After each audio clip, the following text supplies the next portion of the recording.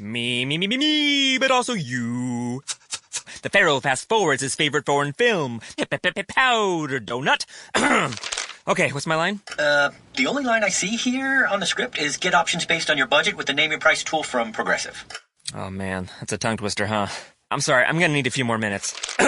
Bulbous Walrus, the Bulbous Walrus. The Name Your Price tool, only from Progressive. The owl ran afoul of the comatose coxswain. Progressive Casualty Insurance Company and affiliates. Price and coverage match limited by state law. Me, but also you. The Pharaoh fast forwards his favorite foreign film, Powder Donut.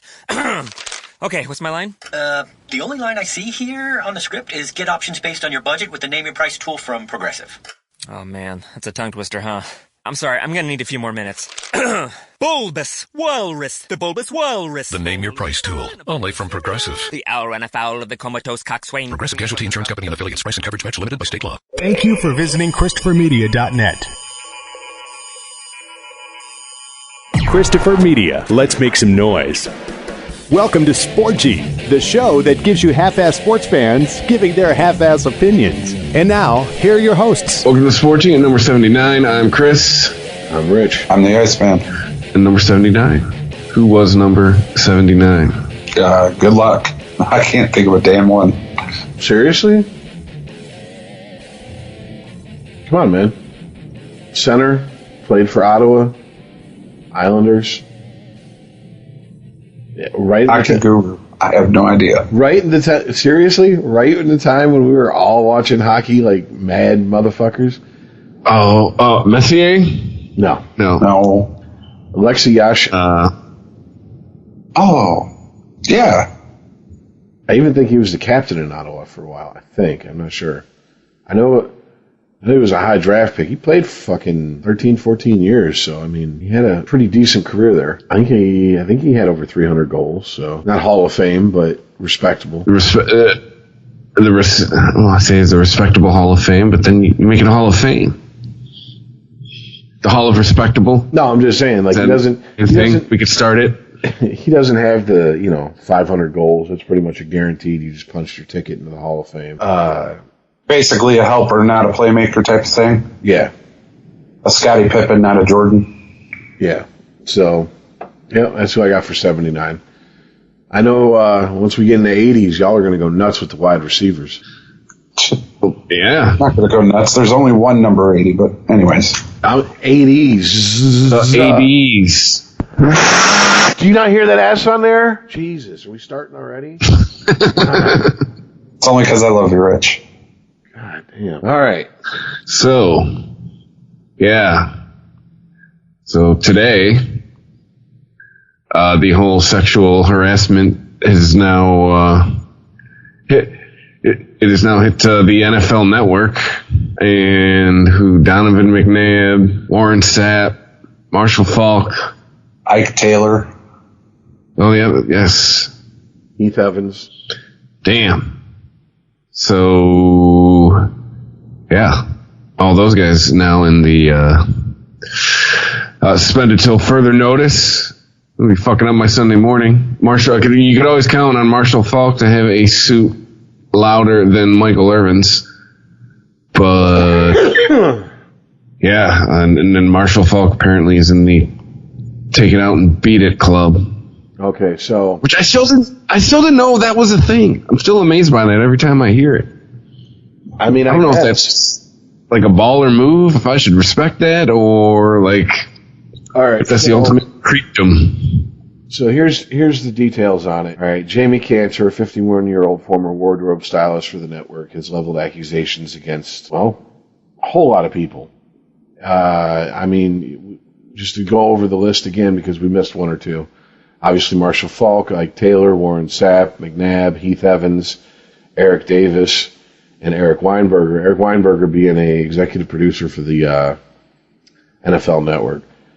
Now, what she says, what she claims happened was with Faulk, he asked invasive questions about sex, such as favorite sex position, whether she liked oral sex, whether she dated black men. As time went on, Mr. Faulk became more aggressive, such as inviting plaintiff to his hotel room, stroking and pulling out his genitals in front of her, pointing to his crotch and asking plaintiff, when are you going to get on this already? He also, yeah, I know, right? That's a hell of a pickup line. Get on your knees and get on it. He also pinned plaintiff. She claims that he pinned her against the wall, demanding oral sex while he pulled his pants down. Ike Taylor sent plaintiff sexually inappropriate pictures of himself and a nude video while masturbating in the shower. Taylor's like, look at this. Warren Sapp came into the restroom while plaintiff was preparing clothes and urinated in front of her. When she screamed at him to get out, Sapp said, "Sorry, Mama, but your office shouldn't be in our shitter." Sapp is also accused of giving a woman sex toys for Christmas 3 years in a row. Okay, even Matt Lauer. That's a Matt Lauer move. Yeah. Yeah. Donovan McNabb supposedly sent text messages to plaintiff asking if she was a squirter and telling her she looked like the kind of girl that squirted when getting fucked. Keith Evans supposedly sent nude pics of himself to her. Eric Davis supposedly groped, grabbed, and made sexually charged comments to her. And Eric Weinberger, the executive for the NFL Network, supposedly sent nude pics and graphic text messages, including telling plaintiff she should be getting fucked every day. Now, well, I mean, it's all provable shit if it's really going on. Now, she says that she complained about the conduct of her fellow coworkers, but rather than address the issue, she was fired last year and replaced with a 30-year-old. All right. Just to get the facts out there, she's a 51-year-old woman. Good luck trying to find me. You might be able to find pictures of her online now that the accusations have been out for a day or so, but the only one I could find when I did the research on this was, it looks like a picture someone took in, I don't know, cafeteria, wherever she was working. So, I mean, might as well just fucking jump into the misogyny both fucking feet, because, anything that doesn't cater to females is misogynistic these days. She's a good looking woman for 51. I don't know if I'm going to buy that everybody in the fucking, she can't work someplace without everybody working there wanting to fuck her. I don't think she's all that. I do think that it's interesting that she makes a bunch of claims that, should be easy to back up. Between text, pictures, and video, she should have an open and shut case, right? You would think. I mean, you would think, but at the same time, if all of this was going on, how come she didn't report every instance? How come it's all coming out at once? She says she did, and that she was fired and replaced with a 30-year-old female. Now, on 3 different articles, I'm assuming this is from one quote from her. Well, I'll give her the benefit of the doubt and say it's all from one quote. But she made a point to point out that she was replaced with a 30-year-old. Now, read into that what you will. Seems to me that wouldn't really fucking matter if I was being sexually harassed and had a mountain worth of evidence behind me. First of all, why would I go to the media? Why wouldn't I contact a lawyer right off the bat? Well, that's what I'm saying. If all of this was going on, I mean, all of it, she has a whole lot of things that she's accusing. And none of this was being handled. And she was, quote, really offended. Why didn't she get a lawyer? And then she got fired? Well, I mean, dude, here's the issue. Here's the deal with this shit. We can't question anything she does. Period. You have a penis. Chris, you have a penis. I have a penis. We're not allowed to question anything she does. We're not allowed to point out fallacies in her story or holes in her story. We're not allowed to do any of that. Not in polite society. This ain't polite society. So let's get in on this bitch right now. This is what I'm getting at. You're telling me you have fucking text, videos, and pictures of people who work for the NFL Network. One dude jerking off in his fucking shower. Another dude fucking stroking his shit, talking about when are you gonna get on it. You have an executive from the network sending nude pics and graphic text messages, and you went to HR and you showed it to them, and they fired you. Why do I think that this is a little convenient that she's coming out now? Because I just don't buy that she wouldn't have contacted a lawyer the minute they made her clear out her office and leave. If you have that rock solid of evidence, why are you sitting on it? This sounds a lot like almost an extortion case that went wrong. Who's was she a reporter or just a sideline cheerleader that Brett Favre got caught or got accused of sending dick pics to? Jen Sturger. Okay. Now, it wasn't a day or so after that story broke, the supposed dick pics of fucking Brett Favre were all over the internet. So you're telling me that none of this mountain of digital evidence has been leaked, has been hacked, has been presented to a court yet, has been taken to a prosecutor? None of it? I mean, I'm sitting here and the articles that are talking about it the most and go into the most detail are TMZ articles. Why would you go to TMZ with something like this? Why wouldn't you go to MSNBC, CNN, Fox, a major news network? First of all, yeah, that's the thing. So she was fired last year and you're doing something about it. Let's say she was fired on the 31st of December last year. It has been, and I have no idea what day she was fired or when she was fired in the year. It just says she was fired in 2016. So you've waited almost a year, a full 365 days to come forward with all this mountain of evidence. What are you afraid of? I don't know, but there's one picture that's out on her. Just one. Yeah, no, I'm good. I mean, this is the society we live in now. All right. I mean, she just dropped 7 accusations on 7 people. And I mean, unless I was in it for a payday, if I was her, I'd have went right to a lawyer. Here's my evidence. Here's video. Here's text. Here's fucking pictures they sent me. And I'd have dumped that all on some fucking editor at some fucking major news network's desk with my lawyer in tow and been like, release it all. Take all the doubt out of everybody's mind. What is the point of holding that shit back? Please, talk, guys. Tell me, what is the point of holding all that evidence back? Please, someone fucking say something. No, I can't, because when Chris brought this up, and when I heard about it, it's gotten to where you said, Rich, I mean, you should be Iceman this week because you did call this. Just accusations flying everywhere. There's no evidence that's been produced. There's no, there's nothing that's being said other than, hey, this is what happened. No statements have been made other than, well, it's an investigation. Okay. She's claiming she's got a lot of pictures. Marshall Faulk's hog. All right, let's go. I'm saying I have zero doubt that this all happened.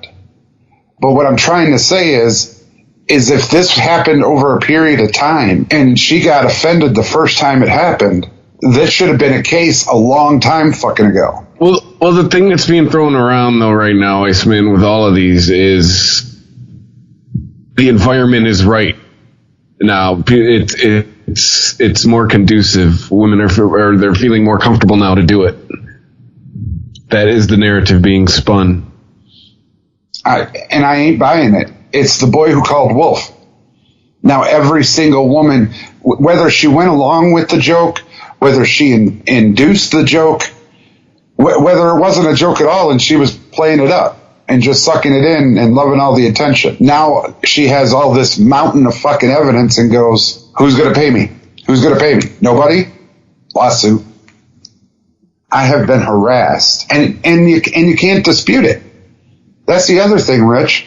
You always talk about the accusations, and that's true. However, in this case, she has a mountain of fucking evidence, and you can't dispute it. Where is the evidence? I'm sure she has it, though. I'm sure she has it. For her sake, she better. Right. And if she does, because, I mean, these are very specific, things. Very specific accusations. It's not, he looked at me, he touched me, it's nothing like that. It's, he sent me this, he texted me this, and emailed me that, which will prove everything else she said about everybody else. That all being said, though, dude, what's going to be overlooked is, why is it all being presented at once? Because, yeah, this is a year after, but she's been fired, okay? So I'm not even going to get to that point. Why wasn't it presented when it occurred? And because it's more conducive, it's more accepted, they feel more comfortable. No, it's a fucking money orgy. And every woman's on board. Well, In every facet, in sports, in politics, in acting, every woman that has any picture of anybody famous is going to get paid now. I'm going to tell. This is where I'm at with this shit. All right. When the accusations are he said, she said, who the fuck knows? It really is just. At that point, it's based on who you want to believe. Because there's no other. He said, she said situation. If there's no physical evidence, if there's no text, if there's no pictures, there's no video, there's no nothing. It's one person's word against another person's word. And no matter how you pretty it up, no matter what you put on it, what kind of bow and little clothes you dress it up in, it is who do you want to believe? If you want to believe the woman, then the guys are guilty. If you want to believe the guys, then the woman's full of shit. The difference here is, according to her, there is a ton of physical evidence. Why that's not been put out public, but all these allegations have, I don't know. Her lawyer probably said don't do it because then they can countersue for defamation of character. Just because they gave it to her doesn't give her the right to go give it to everybody else. The problem is she doesn't produce it. If I'm one of those guys and she claims that if I am, let me just break it down for you, okay? If I'm Ike Taylor and she says that she has naked pictures of me plus a video of me nude jerking off in the shower and she never produces it, I'm suing the fuck out this bitch for libel, for slander, and any other fucking thing I can think of. Right, but here's the thing. I'm think she this has bitch it. home to go live with her 80-something-year-old fucking family members, poor and destitute. How dare you, bitch? But here's the thing, Rich. I think she does have it because that's extremely specific. So what is the point of not releasing the proof? Well, I'm sure in a court of law she's going to have to release it. But to go out to the public, that's just a defamation of character suit. How is that defamation of character? They did it. Defamation of character is claiming you did something you didn't. I understand, but the lawyer probably gave her some, rules and shit. Look, you don't want to look like you're bent. You don't want to look like you're out to hurt them. You have this. It's great evidence. Keep this, we'll give it to the judge type of thing. My point is, dude, it's not if she has it or doesn't have it. Like I said, because of how specific she says these things are, I think she has it. But the problem we're having in today's society, like Chris said, is it's comfortable for women to come out and acceptable for women to come out and say, I have been harassed, here's my proof. If a woman, any woman, has any picture, recording, video, text message of anybody famous, anybody across the spectrum of famous, they're going to get paid now. Regardless of whether it was a harassment suit or they actually just wanted to fuck them because they were famous. They get paid for that now. And that's the problem they're going to face. Then you know what? They never need call me for jury duty for any of these things. Because they're going to dismiss me the minute they fucking say, so how do you feel? Where's the pictures? Excuse me? Where's the pictures? I'm sorry, could you repeat yourself? One more time for the simple lawyer back there. Where's the fucking pictures? I said the same thing with this shit with Al Franken, all right? The women are coming out accusing him. Oh, I was taking a picture with him at the state fair in Minnesota, and he put his hand on my breast while we took the picture. Okay, where's the pictures? Where are the fucking pictures? Why can no one produce any evidence? No one. Besides, I said this happened. That's what I'm getting at. That's my thing, right? I'm sorry. Don't really give a fuck that this offends people. You are not guilty in this country until you are proven guilty. And it's amazing. People I know who have said that all their lives are now saying, because they side with these women, well, a court of law doesn't matter. OJ wasn't convicted, and we know he killed those people. Michael Jackson wasn't convicted, and we know he fucked them children. Okay, but I guarantee you if someone said they had video of Michael Jackson butt fucking a 12-year-old, that'd hit the internet. You can't keep naked pictures of yourself from people who want to find them. So you're telling me that this shit, nothing's leaked on this? Here's the bitch of the situation. I think a lot of guys are in the same predicament I'm in, but they don't feel comfortable speaking up. So I'm just going to speak for myself, but I'm pretty sure that I'm not the only person that feels this way. I want to believe all these women. I want to believe that people don't just go, oh, I'm going to jump on a bandwagon and ruin people's careers and lives for the chance of a payday down the road. My problem is that if this wasn't a movement that had so much support and it wasn't something that everybody could jump on and turn and twist and turn into somehow it is affecting them, even though they're not the victim of harassment or assault, sexual assault, that would be one thing. But since it is that, you're going to have opportunists that fucking come out of the woodwork. All right? And it's not, the problem is that there's really bad math being thrown around by people who have no idea what they're talking about. You know, oh, it's only like 1 or 2% of accusations are false. Really? What's the conviction what's the conviction rate on rape? Oh, well, that's because the standards are too high. Oh, so we should lower the standards and throw more people in prison based solely on another person's word. This is the road you have to go down. And this is a road no one wants to go down because so many people, when they hear that, especially with this issue, they just want to talk about how it makes them feel and how angry they are. They don't want to put their feelings and their anger or whatever aside and look at it from a rational, logical point of view. They don't want to do that. And that's part of the issue here. Okay? Look, a 50-year-old woman who is in the fashion industry, she's a wardrobe stylist at the NFL Network, gets fired. Supposedly, she was fired because she went to executives and said, I have proof that we're not just talking current on-air talent, we're talking former on-air talent. How long has it been since Warren Sapp, Donovan McNabb, and Eric Davis were on the NFL Network? Oh, it's been a minute because they're on ESPN now. Didn't Donovan McNabb get fired when he got his DUI? It was either him or Warren Sapp. One of those two got fired. I think it was Warren Sapp. But I mean, that's what I'm saying, guys. We're talking this. These are accusations that go back at least a couple of years, at least. Let's say 2-3 years. So you've been sitting on this evidence this entire time, and you've been waiting. That's what I was trying to tell you, Rich.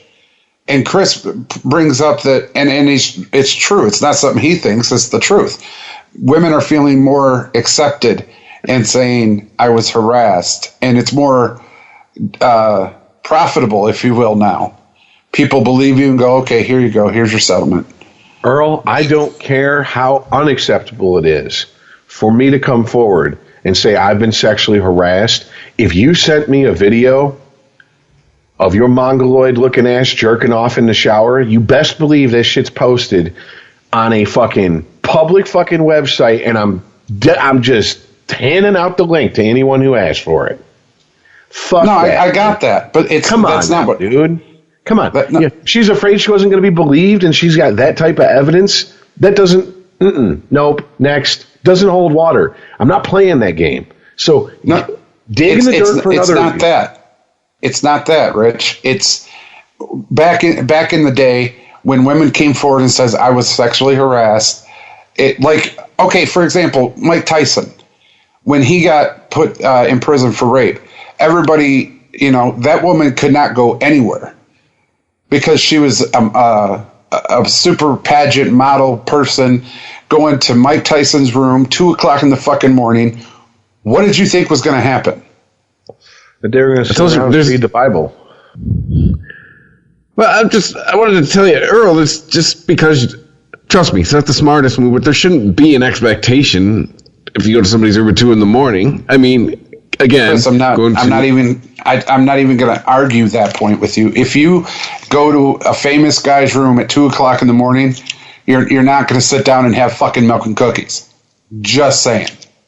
Look, it doesn't matter what was expected. No one by law has any right to anything. I don't care what time she showed up at his hotel room. There are other more glaring holes in that story than what time she showed up at his hotel room. That's just the sexy issue. That's the issue that's going to get guys like you, Earl, to come out and say what you said, and that's going to give these women who are looking for any opportunity to pounce on guys like you the opening to jump in and say, oh, so he's entitled to sex because she showed up in his hotel room at 2:30 or 2 o'clock in the morning? That just shows you how toxic masculinity is.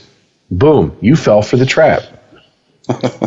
That's all it is, dude. Dude, don't think that these fucking people, and I'm not talking about the people. Here's the very bitch of this situation, this entire clusterfuck.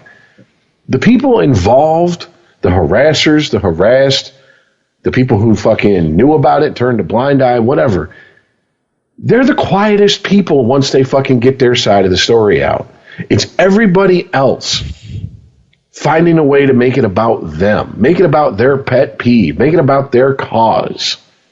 Jesus Christ, I heard someone fucking go off about Harvey Weinstein. Of all his accusers, what, only one or two of them were black women? So he's racist because he would. And I'm like, are you seriously making the argument that a sexual predator is racist because he didn't sexually harass black women enough for you? And yes, that article was. And I was like, I'm done. These people are out of their fucking minds. And did that make Jeffrey Dahmer a self-hating racist because he only killed and ate black men? Does that make him a heterophobe because he only chopped up gay guys and ate them? Yes. This is the nonsense that surrounds these stories that is bullshit. And it distracts us from being able to get down to the true nitty-gritty dirt of these fucking stories. The fact is, I don't care how scared she was of, blowback might happen. If you have hardcore fucking evidence, then you know what, Miss Jamie Cantor, you're a cautionary tale. You are an example of what not to do. You don't sit on it for years and years and years until you're comfortable coming forward. When you have hardcore physical evidence, you don't even go to their supervisors, you go to the police. I guarantee you, any three of us start sending videos of us in the shower with our doughy asses fucking pounding off to some fucking random female coworker, we're going to be sitting in front of a goddamn fucking police officer in a fucking interrogation room with him going, you fucked up. You know that, right?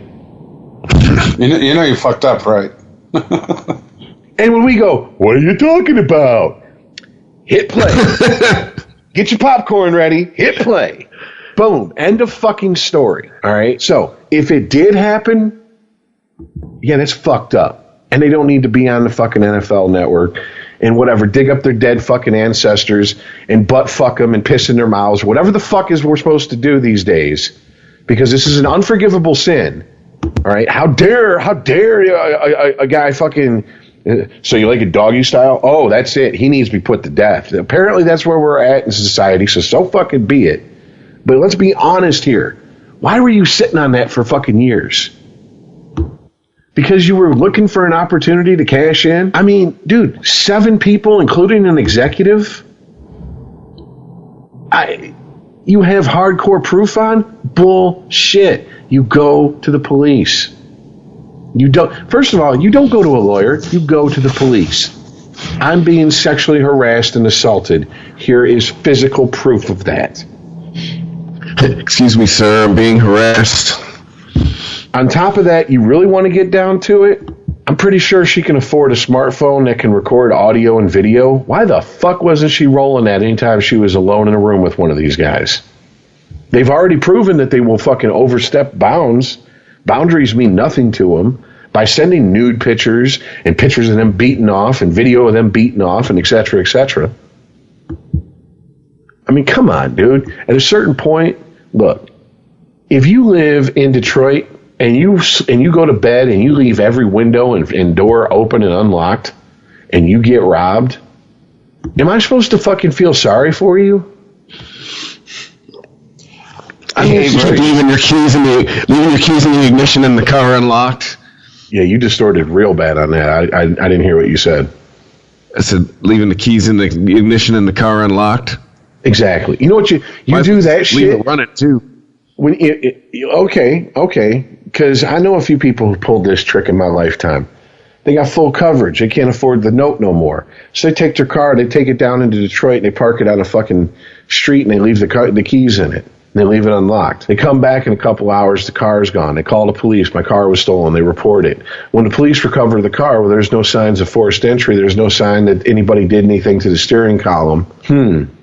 That's called insurance fraud. That's a crime. You committed a crime by doing that and trying to collect on it. All right.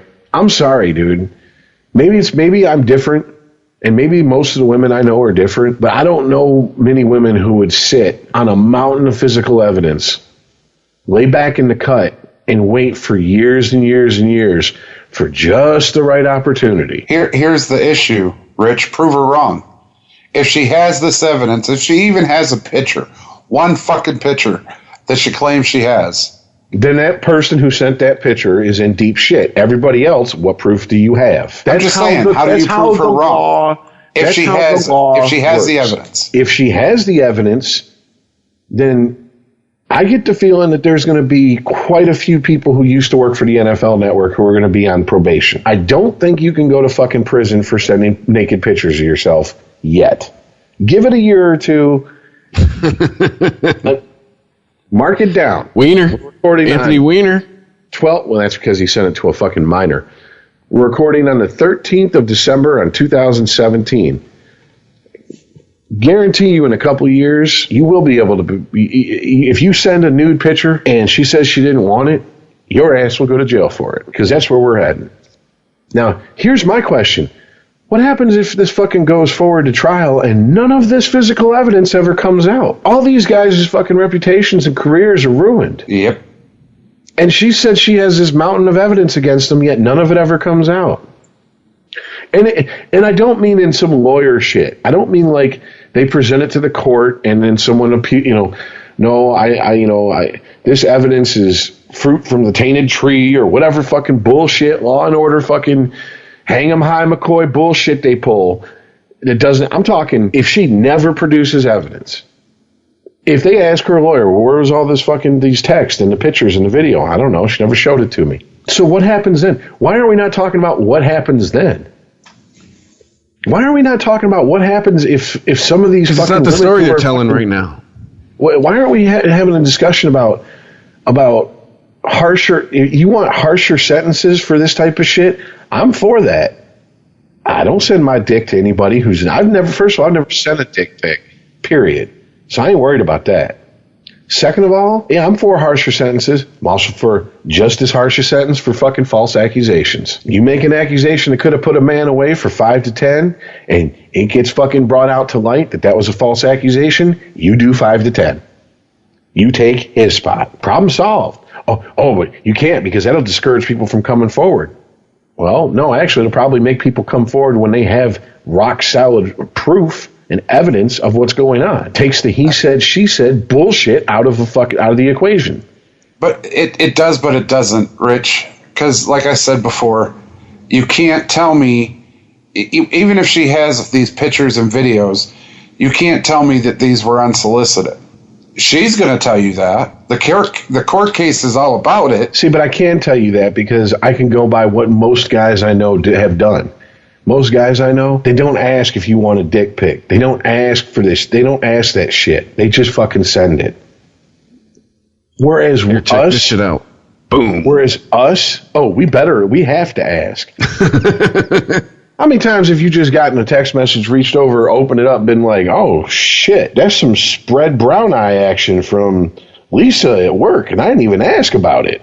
Never fucking happened, not once. Zero. Yeah, it has. Yeah, it has. You really want me to drag in your fucking... Mr. Go on Facebook and say, I need titty pictures, send them to me. You asked. I saw it. Don't act like you did. Not from this chick. And either way, dude, here's the thing. My whole problem with this, because like I said, it's across the world. It's across sports, acting, everywhere. Politics. You can't prove it. You since I've joined this podcast, Rich, have been all about context. You can't prove the context of why this picture is sent, why this video was taken. Unless you're like Donald Trump and speak into a hot mic unknowingly, you're not going to get it. Well, dude, so she has these pictures, she has this video, but there's no way you have no collaboration of what happened before, during, or after those pictures were sent. You know, she could have been flirting with him, you know, in the bathroom, in the makeup room, at home. You know, she could have been flirting with them for years. And, you know, it just became a thing. Hey, you know, let me get there. Let me get in that. Here, look at this. Hey, I was thinking about you in the shower. And now that, you know, it's widely accepted to come out and say I was harassed and get paid. Well, you know what it now needs she to be has widely, this mountain of fucking proof. You know what it needs to be widely accepted to do? It needs to be widely accepted to fucking press charges. Because I hear a lot of accusations and I don't hear a lot of fucking bracelets being put on people. But I see a lot of fucking people losing their careers over accusations, over hearsay. And that's bullshit, dude. That's not the fucking country that we live in. That's not the law of the country. I'm sorry that 51% of the people in this country are harassed, but you don't get to fucking change almost 250 years of law because of that. It doesn't work that fucking way. And we're letting it. Why?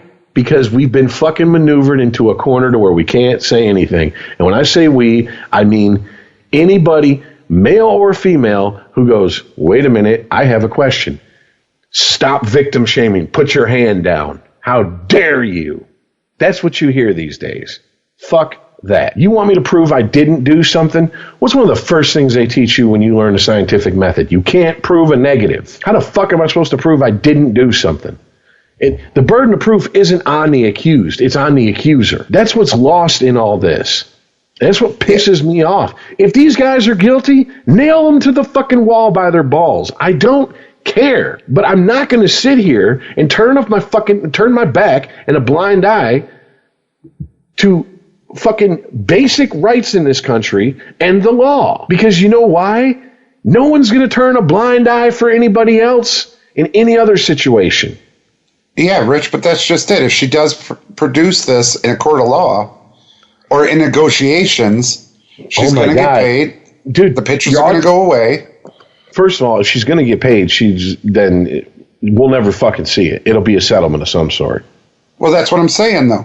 And you're saying the burden of proof is on the accuser. If she has the pictures, like Al Franken, dude, there's a picture of him about to grab a servicewoman's breasts. And there's pictures of him actually grabbing Joy Behar's tit on the red carpet, and there's another picture of Joy Behar grabbing Robin Williams' dick. You can clearly see she's got a hold of his junk, his gear, through his pants, and no one fucking said anything. I'm saying he didn't grab her. He didn't grab her tits in that picture. He's not making contact with her fucking breast. She's wearing a goddamn flak vest, for fuck's sake. All right? I got you, man. But you're saying burden of proof. There are pictures that people have.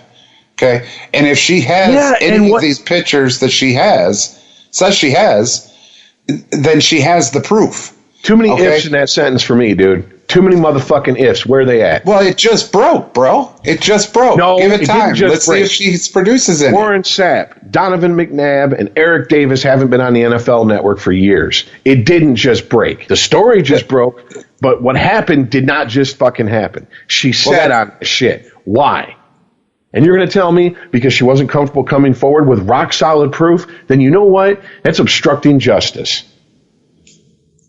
I'm with you. That's knowing for a fact that I killed somebody and you keep your mouth shut. You're going to prison, same as me, boy. I totally agree with you. But it's going to piss me off if she has these pictures. Because, boom, now they're guilty and we're going to nail them. Or they're going to have to settle it. And that's bullshit. Because how do we know that it wasn't unsolicited? How do we know the whole story? We'll never know. So you got pictures of men's dicks. Okay, and there's no way to know this entire story. No, there's not. And that's just like the Jen Sturger, Brett Favre thing. Okay, she throws the accusation out there. He sent me unsolicited dick pics. Those pics leaked. They're all over the internet within like hours of the fucking accusation. A day or two. Excuse me, let me stop exaggerating. A day or two. At least that's when I first saw him. All right, besides going, that's all you're packing, Brett? Damn, sorry about your luck. The next thing I thought was, wait a minute. If I'm seeing these pictures, why aren't police seeing these pictures? And why haven't police already seen these pictures? Who leaked these pictures? Did she leak them? If it was offensive, if you were being harassed, he should have been arrested. I agree with you wholeheartedly. You know, but then what happens? A few months later, she's posing nude. Well, not just that. And everybody goes, hold on, because this is the cherry on top of this. And then when people had the common sense to go, well, wait a minute, if you didn't want to be harassed and you didn't want to be in the spotlight like this and blah, blah, blah, why are you now posing nude, cashing in on the fact that he sent you dick pics? Right. Huh? How dare you? Don't slut shame her. Okay, so all criticism's out the window when it's your cause. You can't criticize someone's pet cause. Fuck that. Fuck them. They're out of the conversation because I'm not going to play that game, dude. The only thing I thought of when I heard about Brett Favre after going, oops, is that why he played so long? Was he paying her off to keep it private? Then he finally got to the point where he's like, fuck, I can't do this anymore. And she's like, fuck you, Brett, give me my money.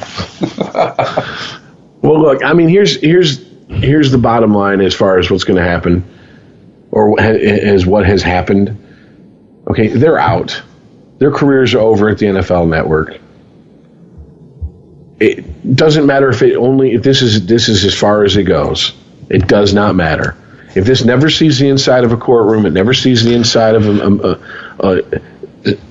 a fucking lawyer's office. It's over. It's done with. These guys' careers are over.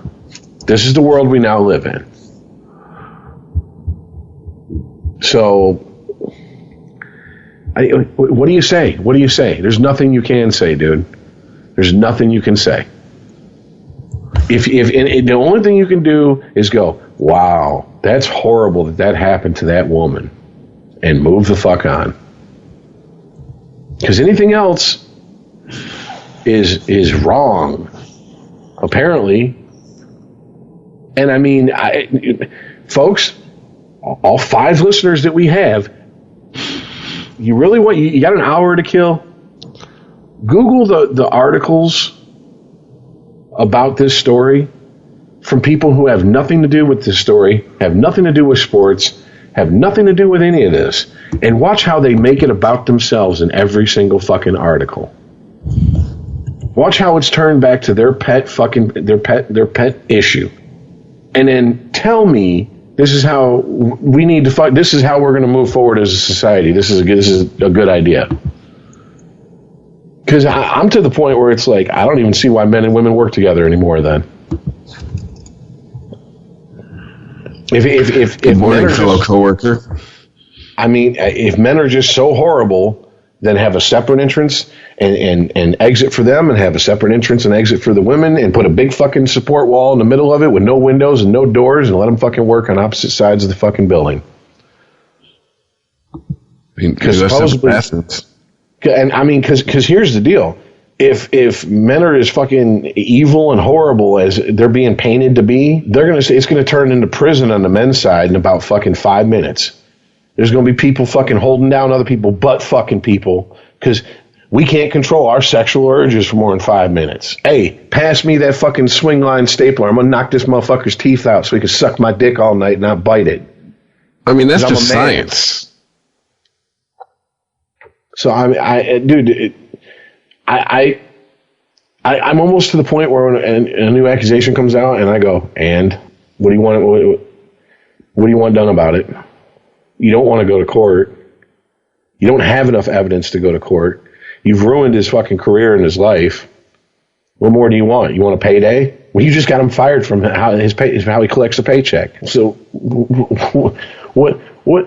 Show me what you want. Where does this end? And guys, this is just the tip of the iceberg, man. It's not going to get better. This isn't going away. Eventually, an accusation will come out against a very high-profile athlete who's in his prime, at the top of his game, and is playing right now. And then we're going to see where the rubber meets the road. Maybe in Cleveland. Maybe he has a Nike contract. Maybe he's in the league since 18. We don't know. I'm just saying, you want to see how serious this shit is and how serious people take this shit? Let it be someone like Aaron Rodgers. I was going to say somebody, this is probably the least likely, and that would be the shocker. How about Steph Curry? Okay. Oh, Jesus. Right. Mr. Nice Guy likes to pull it out and beat it. Well, hang on, guys, because this has already happened to high-profile people in their prime. Tiger Woods. It wasn't harassment. That was just he was fucking. That wasn't harassment. That was just he liked to fuck. That was voluntary. Okay, all right, all right. His second year in the league, Zeke. It wasn't sexual harassment. I get where you're going with it, but it wasn't sexual harassment. Domestic assault. You know, almost the same thing. Somewhere, some feminist just got her wings because you said some stupid shit, but okay, go ahead. Oh, whatever. No, it's about the same thing. It's an accusation of men doing wrong to women. I mean, Ray Rice, he just evaporated. I'm talking marquee, face of the fucking, not franchise, not beloved athlete in the city he plays in, face of the fucking sport. Oh, what if Tom? I think we'll never know because Tom Brady we'll likes hear to that beat it in front of a bunch of dudes. If it ever comes out, or Giselle ever catches wind that Tom Brady's out there wagging that fucking thing at anybody but her, I think she'll just cut it off in the middle of the night, and that's how he'll die. She'll tie his ass to the bed and chop it off for a horrendous groin injury. Yeah, well, I mean, we already talked about this, too, because I said, Michael Jordan, it wasn't about women, it was about gambling, and, I mean, carpet swept under, quick. But that was 20 plus years ago, dude. That was when, not my business, was the first response to a lot of bullshit. Now, everybody's business is everybody else's business. There you have no personal business. With social media, with everybody having a fucking news studio in their pocket via their phone, there's nothing private anymore. Dude, next time before you jerk off, you better make sure that there's not a sliver of sunlight coming through a fucking blind near you. Because if someone fucking puts a camera up and gets it, you're going to be internet famous real quick.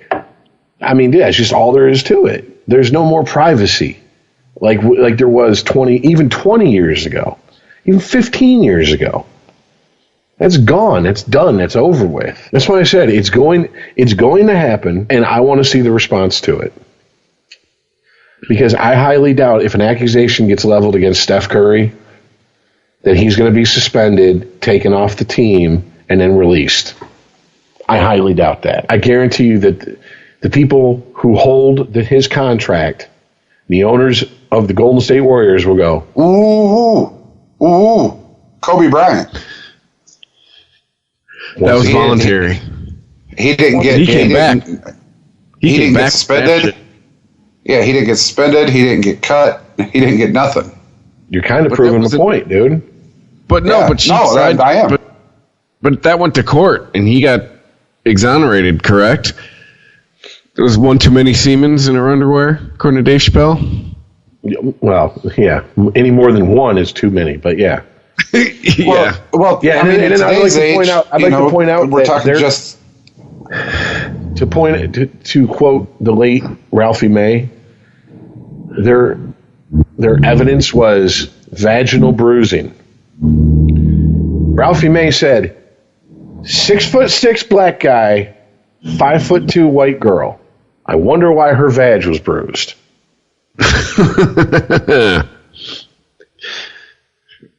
She fell. I mean, and both of them ripped to the hilt. See, that's why you need cushion for the pushing. Fluffy's where it's at.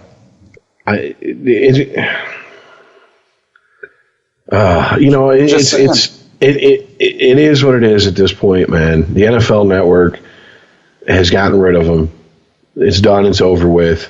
As far as their careers on that at that particular network, who knows if they'll ever fucking sit in front of a camera and talk sports again? I don't know. I doubt it at this point. Not with the climate in the country at this point. Well, and here's another angle for you, Rich. Jamel is back. Jamel Hill, she's back on. The fuck's that got to do with anything? But go ahead. It's not sexual. It's not sexual, but it's just it's the double standard that you're talking about. Kurt Schilling gone. What's his nuts? The white guy, nappy headed hose, gone. That never to be seen on TV ever anywhere. He didn't work for ESPN. I'm just saying they're gone. Never to be seen on TV anywhere. No, I was Jamel Hill suspended for a little bit, came right back. Yeah, but Kurt Schilling got suspended and told to knock it off. And you notice since Jamel Hill's been back, we ain't heard fucking shit. Because she was only suspended for 2 weeks. She's been back for a while.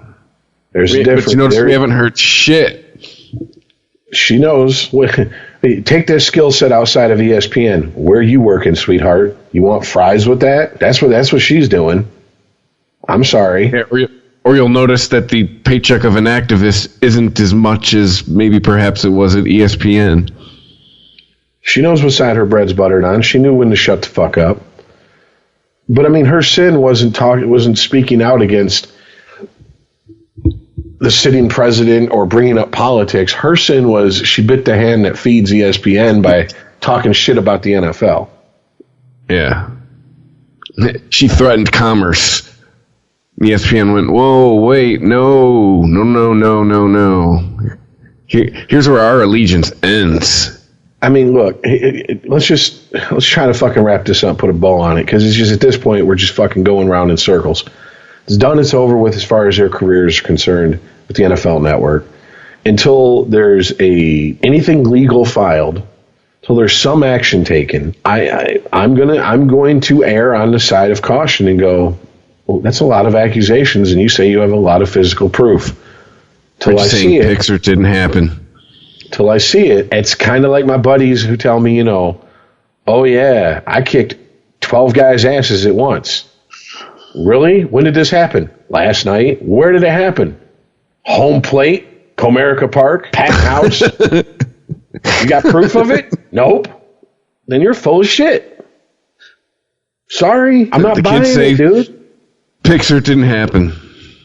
I mean, that is, look, we're all adults, right? I'm a parent. Chris, you're not a parent, but you got fucking nieces and nephews. You've been around kids, Earl. You got kids in your family. We know people are capable. You watch them do something. You call them out on it. They turn around, look you dead in the face and go, I didn't do that. No, I didn't do it. I just watched you do it. No, you didn't. So we just watched you. So why all of a sudden are all these accusers above reproach to where we can't go, okay, well, it happened. What proof you got? Oh, I got a lot of proof. Okay, well, let's see it.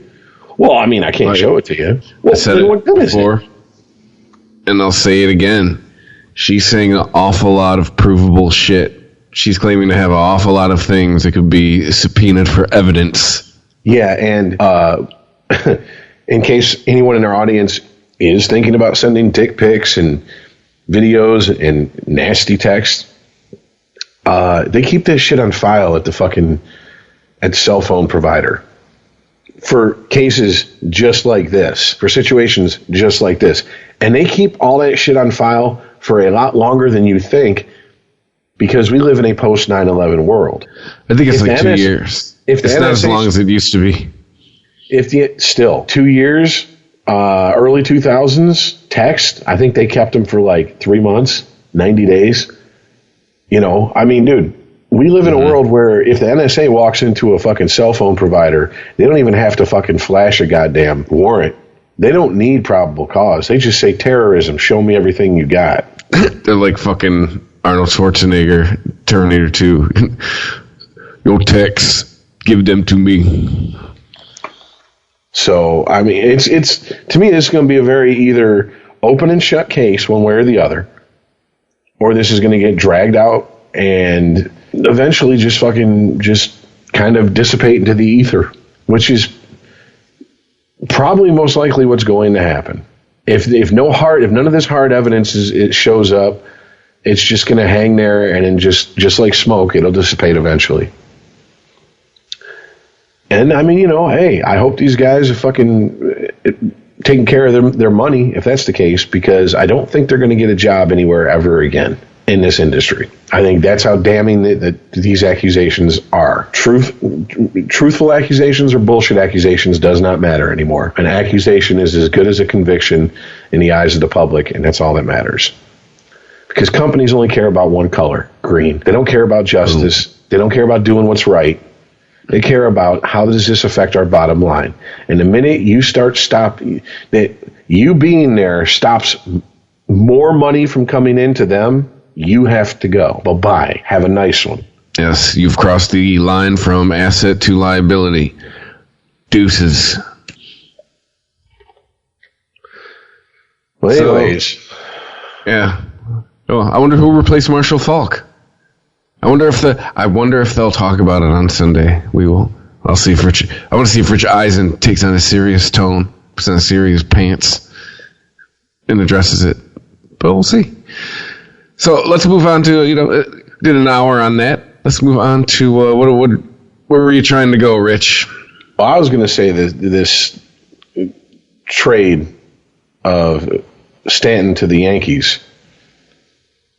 When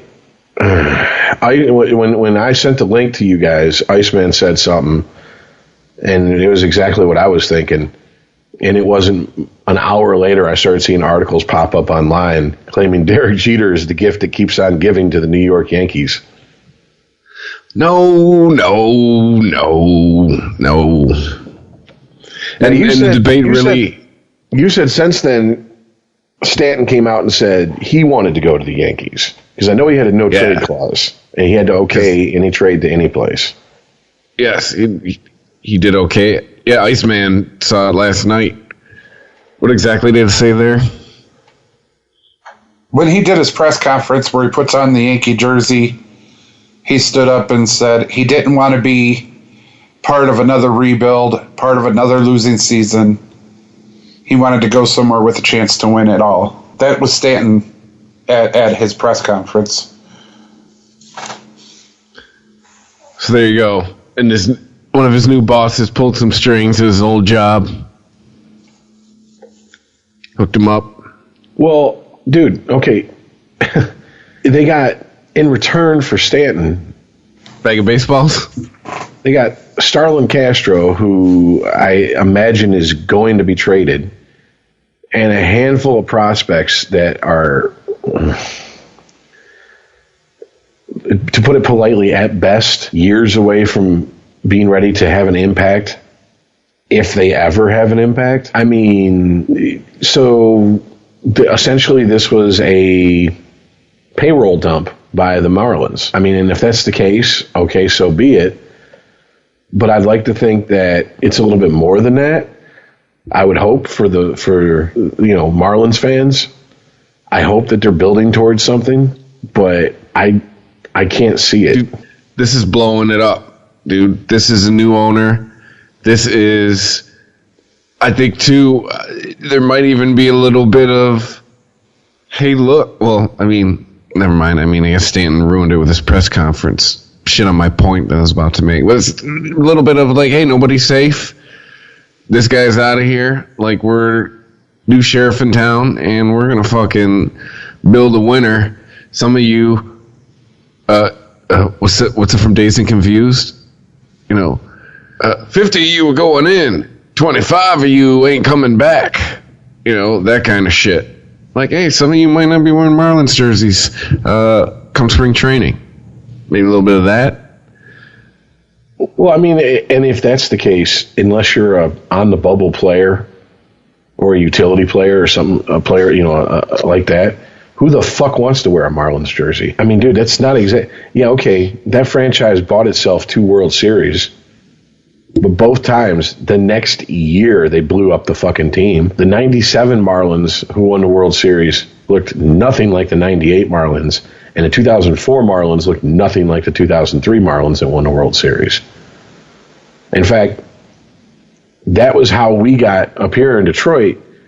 The only reason that we got Miguel Cabrera was because we agreed to take Dontrelle Willis as well.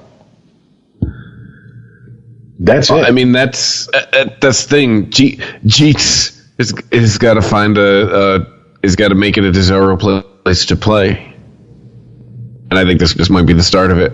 Like, hey, I mean, and two, if you got someone that don't want to be there, I mean, that shit is cancerous in the clubhouse. I mean, if you don't want to be there, second time I'm gonna say it this podcast, deuces.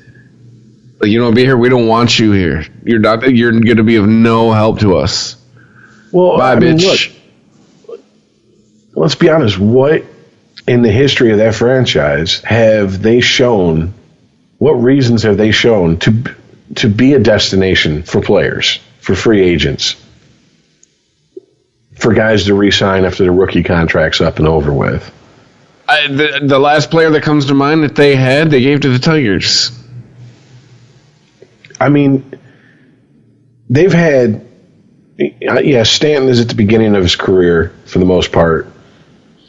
He's just hitting his prime, according to the numbers.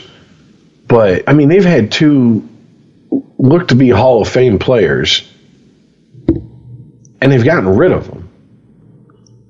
They've proven that, yeah, we'll collect all the best players we can, win a World Series every, X amount of years, but that's all we're going to do. We're not building the New England Patriots in Miami down here. They're not even building like Kansas City Royals. I mean, it's basically, take your shot. If you win, good, blow up the team. Take your shot. If you miss, well, too bad, blow up the team. Blow up the team. In related news, the Yankees are stopping with Stanton. They're also interested in Detroit Tiger pitcher Fulmer. Is the super team coming to the MLB? Taking their cues from the NBA? Looking that way. Yankees going back to their old ways of buying a title? Well, obviously, if you look at the roster now, their hitting lineup is, like, ridiculous. Who are you going to intentionally walk? You're going to have Stanton and Aaron Judge in the same lineup? That's going to be fucking ridiculous. Well, not just those two. I mean, their whole lineup. By the time you're done intentionally walking people, you have the fucking bases loaded. I should say if Judge doesn't hit the rookie wall. But yeah, let's also be honest here. 2006 of the first round of the playoffs, Tigers were going up against that Yankee team, and that Yankee team was described as Murderers Row plus Cano. And they won one game in their series, and it was done and over with. See ya later. Tigers move on. I mean, you can have all the bats you want. And, I mean, it's not like the pitching was fucking suspect on that team either. I mean, yeah, they didn't have Randy Johnson in his prime. Birds weren't afraid of Randy Johnson in 2006. But at the same time... It's my favorite baseball video of all time. It really is. But I mean, nothing's guaranteed. They're trying to stack the deck in their favor, and well, I can't blame them. As fucked up as this is going to sound, that's what MLB allows teams to do. You want to spend over this amount, well, then you have to pay a luxury tax. Obviously, New York's willing to pay it. But I mean, Fulmer for who? Who are they going to send over here? They haven't said. They said they're interested. They're making deals, I guess. Nothing's been thrown out yet. Well, I mean, I know they oh shit, who'd they just trade? God damn it. Yeah, they traded Chase Headley. And let's see. They traded him back to the Padres. Hope you enjoyed your cup of coffee as a Yankee. No, he was there a little bit longer than that, but let's see. Played for the Yankees and got to go back to the Padres. That's a bummer. Okay, it says this would seem to be an exercise in salary clearing by the Yankees in anticipation of another move, as it takes about $13 million off their payroll, which is about how much was added to their payroll in 2018 in the Stanton deal. That could get Todd Frazier back for them, perhaps, or it could help them retain CC Sabathia or go after another starting pitcher. The club likewise maintains an interest in getting under the $197 million payroll threshold that would trigger yet another year of 50% luxury tax payments for the Yankees. So, and I mean, okay, they got a pitcher, Brian Mitchell. They got an outfielder, Jabari Blash. That's who they got for Chase Headley. So who and who? Brian Mitchell and Jabari Blash. Let's see here. Brian Mitchell's a relief pitcher. Looks to be... It's a more rhetorical question. This might as well be a bag of baseballs. See, now Jabari Blash, it's a little bit different story in my opinion. I think he's... Let's see. Look at his career stats. No, they're both, relatively young, I guess. Oh, and cash considerations. All right, so maybe it was so Yankees acquired, him and Brian Mitchell for Chase Headley. Oh, excuse me. Yankees acquired Jabari Blash from the Padres for Chase Headley, Brian Mitchell, and cash considerations. So, I don't know. We'll see. I mean, the winter meetings are they happening or have they happened? When do they happen? I know it's during December. I don't think they've started quite yet. No, but there's a lot of movement. Orioles are fielding offers for Manny Machado. Yeah, I did read that. JD Martinez might go to the Red Sox. Send him back to the Tigers, for the love of God. Please. We're going to need him. No, that shit's done over with. I would be shocked if Cabrera is still if he starts spring training with the Tigers. I would be really shocked if he ends next season as a Tiger. I mean, I was just looking at the starting lineup for opening day last year for the Tigers versus the projected lineup now. And I'm like, who the fuck is these guys? It's like something out of Major League. Who the fuck are these guys? For the record, the winter meetings are happening right now. December 10th through 14th. Yeah, that's what I told Chris, Rich, was a quote from Major League, Bob Uecker, about the Florida Marlins, or Miami Marlins, whatever the fuck they're called. He's like, I guess they were thinking, I don't know what the hell they were thinking when they traded Stanton. I was like, yeah, that's about it. Well, it was a given he wasn't staying in Miami. Right. I was reading that he was still getting money from Oakland, dude. Oh, Stanton? Yeah. That's a badass agent if that's true. Yeah, it said that I would like his agent. The Yankees were still picking up over $200 million, like $240 million of the Oakland Athletics contract or whatever. Wait, how is that fucking $240 million? Why? Okay, hold on a sec. First of all, the Athletics have had nothing to do with Stanton's career, period. He was drafted by the Marlins in 2007. He's never been played for another fucking team. You're high as hell, aren't you, Iceman? Am I the only fucking sober one here? Jesus. And I got a legit reason. I got a knee injury. I should be doped to the gills. Oh, you get your cortisone shot? You get back out there? Yeah. God, I wish. Yeah, I think you misread something or misunderstood something somewhere. I did. The source was The Athletic. Okay, I was going to say, yeah, dude, no. The Yankees would be on the hook for $265 million of that, with the Marlins kicking in $30 million as the part of the deal, as reported by The Athletic. Well, I mean, that's how it's how these fucking trades go these days. These major, huge contract trades. Well, you're going to have to pick up some of it, and we'll pick up the rest. I mean, didn't they do that with A-Rod? Rich, $265 million? Jesus Christ. I mean, do you really think when they move Miggy that the Tigers aren't going to eat some of that fucking contract? I mean, I imagine that is the starting point for any negotiation is how much of this contract are you willing to eat, Detroit, before we take Miggy off your hands? Most of it. Oh, God. Who knows? It might be. We're going to be saddled with that for a while. Unless we find Daddy Warbucks somewhere.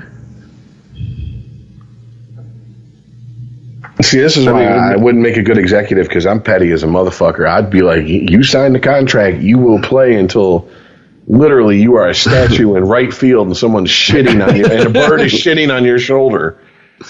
I don't give a fuck. You will play. I ain't eating the contract for you not to play for me. Sorry, ain't happening.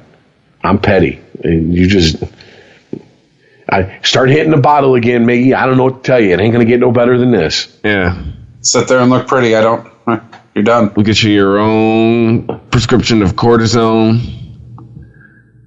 unlimited refills, get you some pain meds. Turn you into Babe Ruth. You hit, we'll have somebody run for you. Yeah. Oh, that's the other big story in baseball. Oh, shit. Hold on.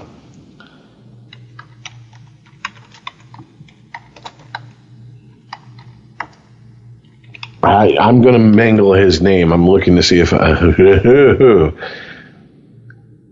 okay. You know what we need? You know how we used to, like when we'd write out copy in school, we'd spell it out phonetically? Yes. We really need that. Dude, this guy's name, Shohei Ohtani? Shohei, that's his first name, Ohtani, player from Japan. Who the Angels signed him, and apparently this dude's like the Babe Ruth of Japan. He's a pitcher, but he also fucking hits out of his mind. So, why is he not on a National League team? I have no idea, but I did see that they listed him as pitcher / outfielder as far as his position. So is this going to be one of those situations where they pitch him and then play him in the outfield on his off days? Here's the thing, though. He has a UCL elbow sprain, first degree. So he ain't pitching for shit right now. Well, he's got plenty of time to heal from that. Right. They made a movie about that already. Long time ago. It was called The Scout with Brendan Fraser. Yeah, he recorded a 1.86 ERA in 140 innings. In 2016, he had 22 homers with a .322 batting average. And this is from a Sports Illustrated article. The Angels now have to decide how Ohtani will fit into their lineup. The prevailing wisdom was that if he went to the American League, he would be the DH on days he does not pitch. Playing the outfield between starts would be too much of a strain on his body, the thinking goes. But the Angels have Pujols entrenched as their DH. Even though last season, 2017, was the worst of his career, he was well below replacement value with a WAR of -1.8. Though he's owed $114 million over the next 4 seasons. Damn. So, yeah, it's going to be interesting to see what the Angels do. But, I mean, dude, Angels are loading up. You got Mike Trout. You got this dude. Who knows? Maybe Pujols will find like some PEDs that they can't detect yet and go back on a tear. Who knows?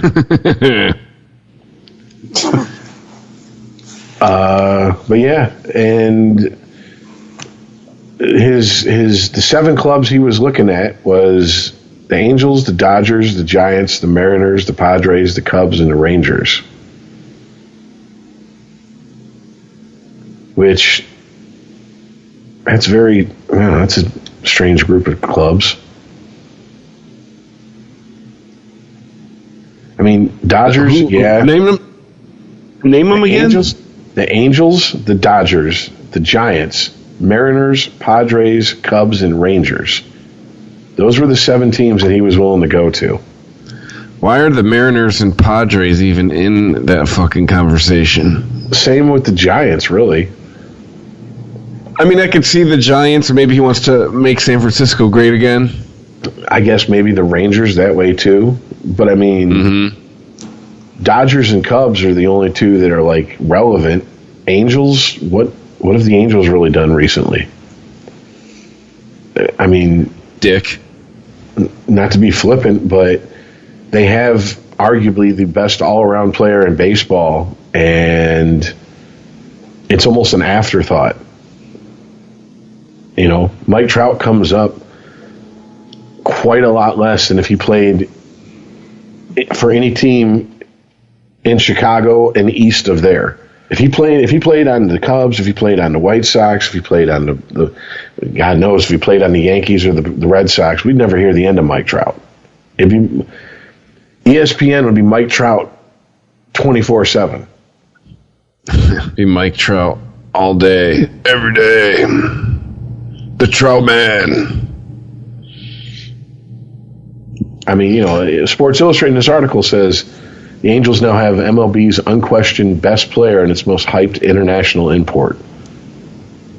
So they're not even putting arguably the best player in baseball for Mike Trout. They're just saying flat out he is the best player in baseball. I just want to make this confession. Mike Trout sexually harassed me 2 days ago. Trying to get some of that Trout money. You see that Trout hog? Send us a picture in the Facebook group. Yeah, you're going to see a picture of Iceman's dick, and you're going to see a hand reaching in with painted nails and a wedding ring on it. And he's going to be like, that's Mike Trout's hand. Oh, Mike Trout does a lot of cross-dressing in his downtime? Yeah, dude. He's Michelle Trout in the off-season. But yeah, real quick, since we are talking about this shit, let's get this the trade rumors from the off-season meetings, winter meetings. Earl, you already brought this up. Manny Machado. He's being shopped, apparently, by the Orioles. Yep, taking offers. Phillies are interested, reportedly. But there are many hurdles in Philadelphia's pursuit. The Nationals are seriously exploring the possibility of signing free agent starter Jake Arrieta. Arrieta's agent, Scott Boras, is just trying to make them interested. The Phillies are also considering Arrieta, reports Heyman. Eric Hosmer remains on the radar for the Padres. That was tough for him. He was the royal cornerstone. I was going to say, yeah. Is he one of the last of the guys that were on those Royals teams that made the World Series runs? Well, you got Gordon's still there. Yeah, Gordon's still there, but I mean, Christ, he's been there since fucking 2006. Well, he's a middle of America guy. He went to Nebraska. He's not leaving the middle of the country.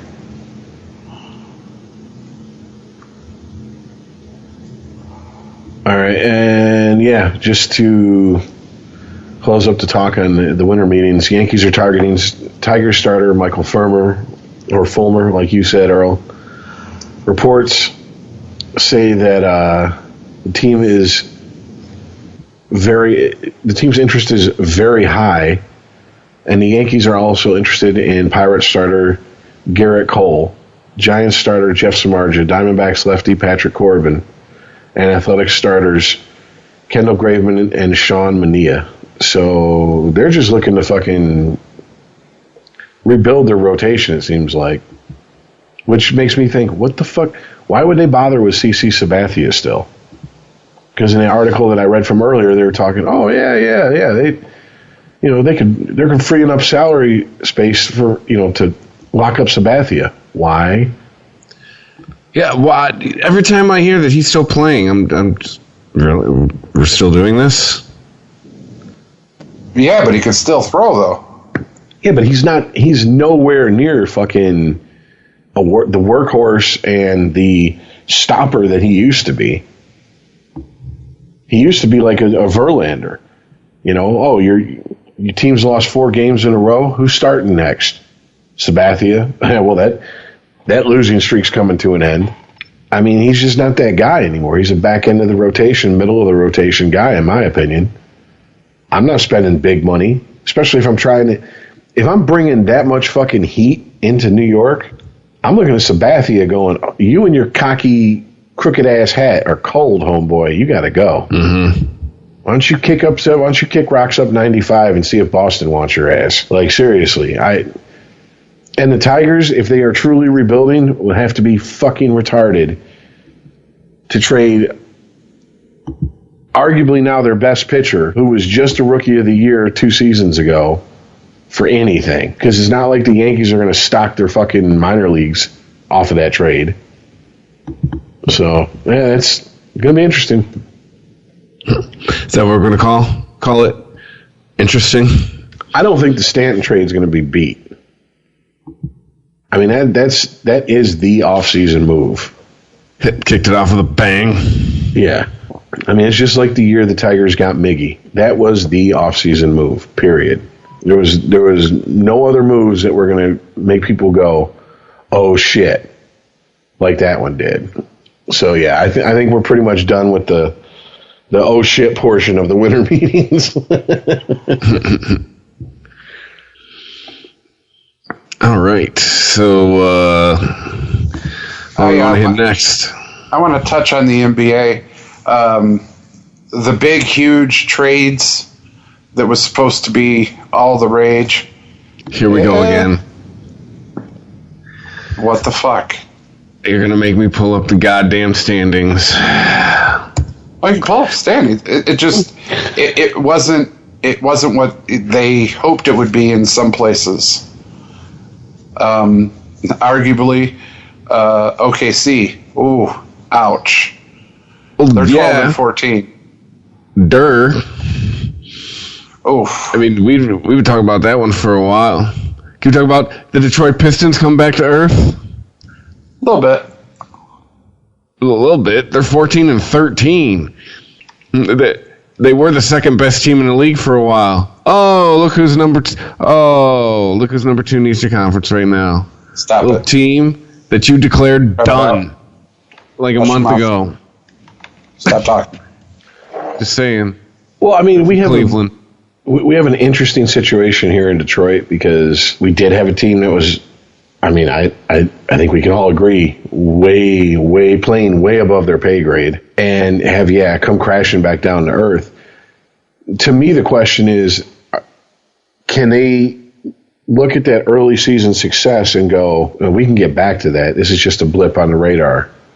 We just need to fucking buckle down and do whatever we need to do to get where we need to be. Or are the Pistons not that type of team? Are they just not capable of doing that? Honestly, if I'm being 100% honest and not just a homer, because I absolutely love the Pistons, but what I think it was Cleveland, things like Cleveland and Boston and everybody else getting used to all the trades that had been done, finding a chemistry. And then they found it because Cleveland went on a tear of like 12 in a row. Boston went on a tear of 12 in a row. Pistons are on a 7-game losing streak, the biggest one in the NBA at the moment. What the fuck happened? That's what I'm saying. I mean, is there any way to right this ship, or is this water finding its level? Like, okay, well, we knew that this is where they would be. I mean, because right now they're dead smack in the middle of the pack. If the playoffs were to start right now, they would be first-round fodder for the Celtics, which is exactly where all the local sports talk people put the Pistons before the first game tipped off. We're about a third of the way in, to the season. So I mean, I think I think the water's finding its level, Rich. That's what I think's happening. You win so many in a row, you're gonna lose a bunch when you're the Pistons, because you're the fucking Pistons. This ain't 1989. This ain't 2004. It's 2017. Yeah, and I mean, for the past 3 years in Cleveland, the big three with Love, James, and Kyrie, they show up to work for at least the past 3 years and knew exactly what to do. You move Kyrie, you get D Wade, you're gonna get Thomas whenever he gets healthy, but right now you got D Wade and a couple other people there. Your chemistry's just off a little bit. And that big trade's working out for the Timberwolves. But who the hell are the Jazz? That's my question. Well, actually, no. It's, what it is? The Western Conference apparently sucks. The Utah Jazz would make the playoffs today, and they are sub 500. That's garbage. That's a garbage division. It's a garbage conference. Well, I mean, it's pretty much a logjam up at the, top two spots? Rockets and Warriors. Rockets and the Warriors. I mean, I guess you can add the Spurs in there. They're 19-9, but I mean, once you get past the top three spots in the Western Conference, you got teams barely playing above. You have only two teams playing above 500 that are in the playoff hunt. I mean, I know it's early to be talking about playoffs, but I mean, fourth and fifth spots, Timberwolves and Nuggets, and you get the Trailblazers, Pelicans. They're playing 500 baseball. Basketball, Jazz sub 500. I mean, and yeah, they're bringing up the rear as far as playoff spot. So I mean, it's just, I mean, is it what we said it was going to be? Seems like it is. The Western Conference is a handful of teams and a bunch of fucking. We showed up too. Do we get our participation trophies? Yeah, it's called you get to lose to the Rockets in the first round. Well, isn't it funny that 2-3 years ago, the talk of how the power in the NBA had shifted all to the Western Conference, and now you look at the Eastern Conference, and you're like, Eastern Conference is not as bad as fucking people were making it out to be. I mean, yeah, because there are two teams. The Heat are 500, the New York Knicks are above 500, and they would not make the playoffs. And I mean, it's not like, the Cavaliers. You had on that, Pistons fans. I mean, the Cavs are in second place. But I mean, 3 years ago, who the fuck was predicting the Celtics would be where they're at?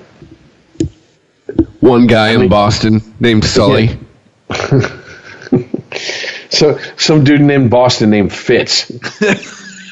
he does Fitz a podcast. And Sully, they're roommates.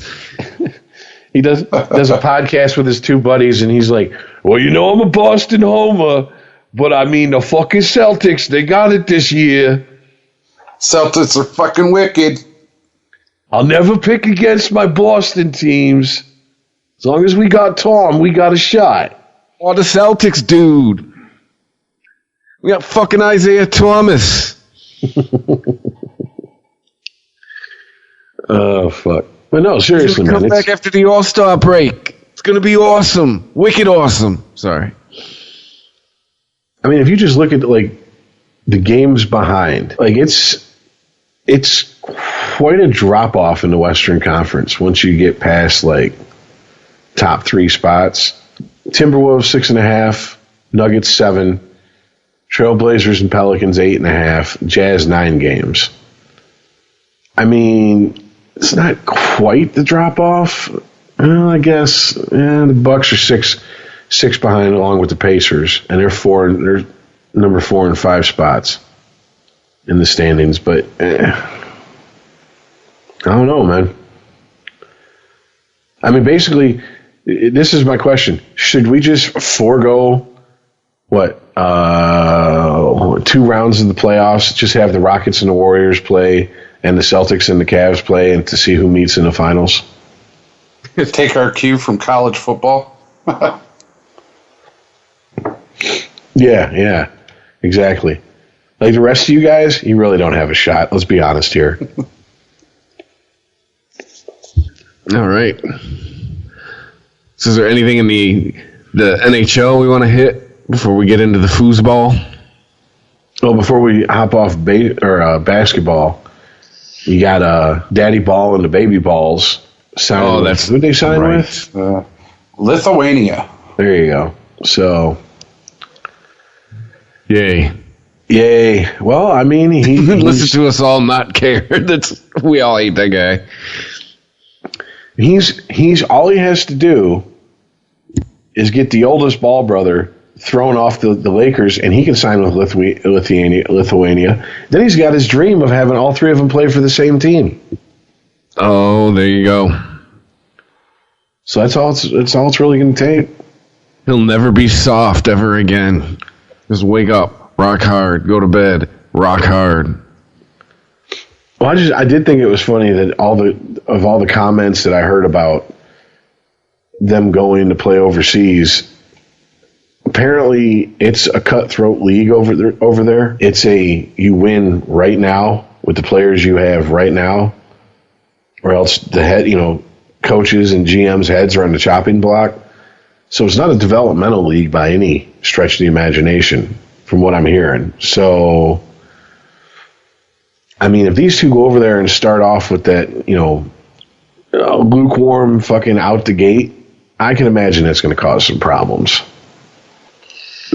Big time. So True, I heard they have month-to-month contracts. It's like a month-to-month lease.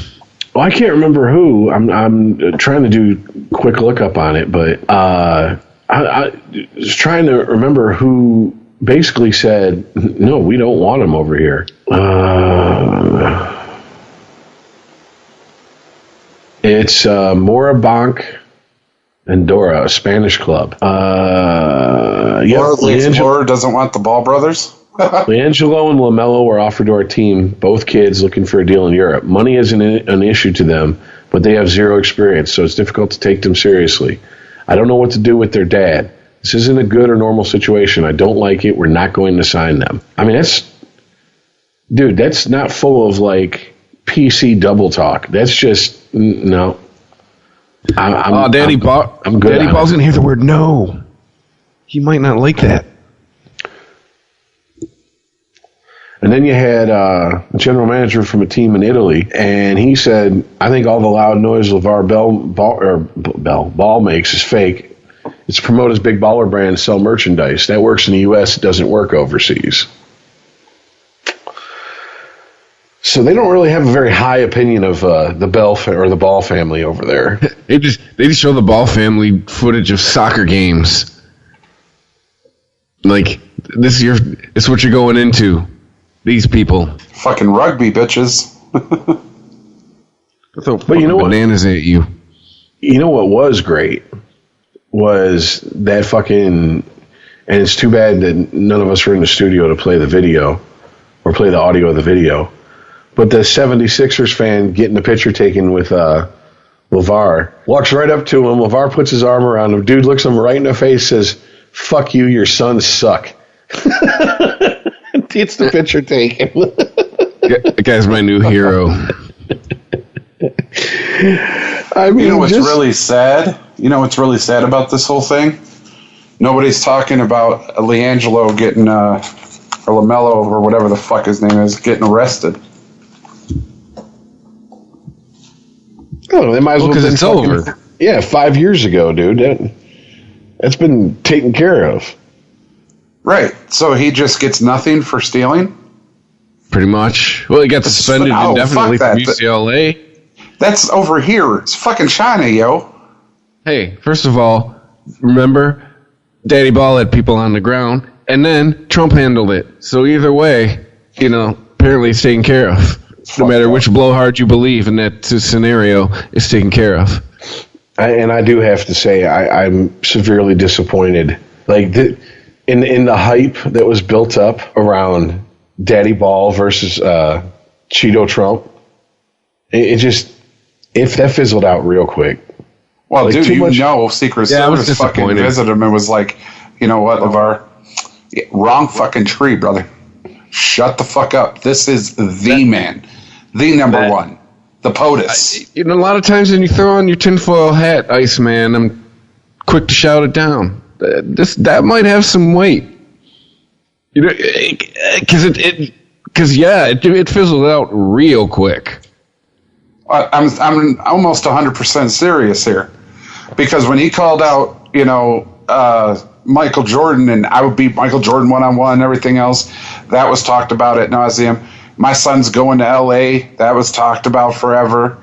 When he was talking about my son's going to be better than Steph Curry, talked about forever. Everything this man has said is talked about and talked about and talked about. He attacked Donald Trump one motherfucking time, and you ain't heard nothing else. Some Not even Tommy split. Lee Jones motherfucker showed up at his house in the middle of the night. I'm just saying, my name's Agent Smith, and you like reason, right? Dude, as quickly as it fizzled out, I wouldn't. And the nature of this administration, I would not. But I could say that it's plausible, quite honestly. I'm just saying, maybe Trump knows a maybe guy. Maybe Or someone maybe got a went to- phone call. Maybe someone, went to Daddy Ball and said, "Hey, look, we don't play these games." Or, hey, quite possible. Gee, I don't know. Being president of the United States, he had a lot more shit on his plate than some fucking asshole and his fucking kids. I mean, that's... Well, I mean, like what? I mean, he's only dealing with the Like nuclear what? crisis over in North Korea. what? That's not the This is how- big See, this is nuclear yeah, war. Yeah. Dude, he's being facetious. Yeah, he had me going there for a second, Iceman. I was about to list them. Well, never mind. Because then we'll start getting into another podcast. This is a sports podcast. Yeah, but that whole thing, my point was that it pisses me off because we're talking about double standards in this episode with women and all this shit. And then we talk about this kid and his brother going to play in Lithuania after stealing all this shit in China. In fucking China. I swear to God, I didn't expect them to board the plane. I know that it's Trump and people on the ground and all this shit. I didn't expect them to board the plane. It's fucking China, yo. Homie, don't play that. For real. They're rich, man. They're rich. Bottom line, dude. You're rich. You live a different life than most of the country. You can go to China, steal some fake-ass sunglasses, and come back and have shit not happen to you. Criminally, at least. Whatever. Just saying. Not saying it's right. Just saying how it is. The last thing I'll mention, because, You think if that was someone you never heard of on a high school trip, that shit would have happened? we know No. what happens when it's that kid. Yeah. Singapore taught us what Chinese happens. jail still, right now. Singapore Chinese teaches rape, us- Chinese jail. No, I'm just saying, Singapore taught us. You get fucking caned, yo. Sit there and bear it. That's true, because that guy wasn't nobody. He wasn't anyone till he was the guy who got caned. Right. And now he'll forever be the kid that got caned for spraying graffiti. That's what I'm trying to say. That area doesn't play, favorites. China don't play that. Telling China you. don't fall that little punks. But the last thing I want to say real quick about the NBA is, Mr. James, since I'm your number one fan, well, at least on the podcast anyway, there's talk he's definitely not staying in Cleveland according to all the talk next year. He's gonna go to Lakers and play with Lonzo. But L.A. He's gonna go make LA great again. Right, that's one of the destinations because he's he just bought 2 houses there. So that's definitely a possibility. But the other rumor is he might be traded to Houston. And that will complete their big 3. Maybe. Yeah? I could see that. Yeah, but if that happens, all of a sudden Golden State looks a little worried. Yeah, but I'm sure they'll stay on their ground. They'll be like George Zimmerman and shit. Badass fucking team. I don't give a shit. All bullshit aside. All right. So shall we cut down the net and move on? Let's do it. All right. Any hockey news there, hockey guy? Just the latest expansion talk. Apparently, the NHL wants to go into Vancouver. You mean Seattle? Seattle, excuse me. Let's see. I'm already there. Yeah, I know. I know the Canucks haven't been viable for a while. You know, that could be construed as shit talking. Well, and he's not talking about Canadians. He's actually meaning the Vancouver Canucks. They've been in a Cup final more recently than Detroit has, so.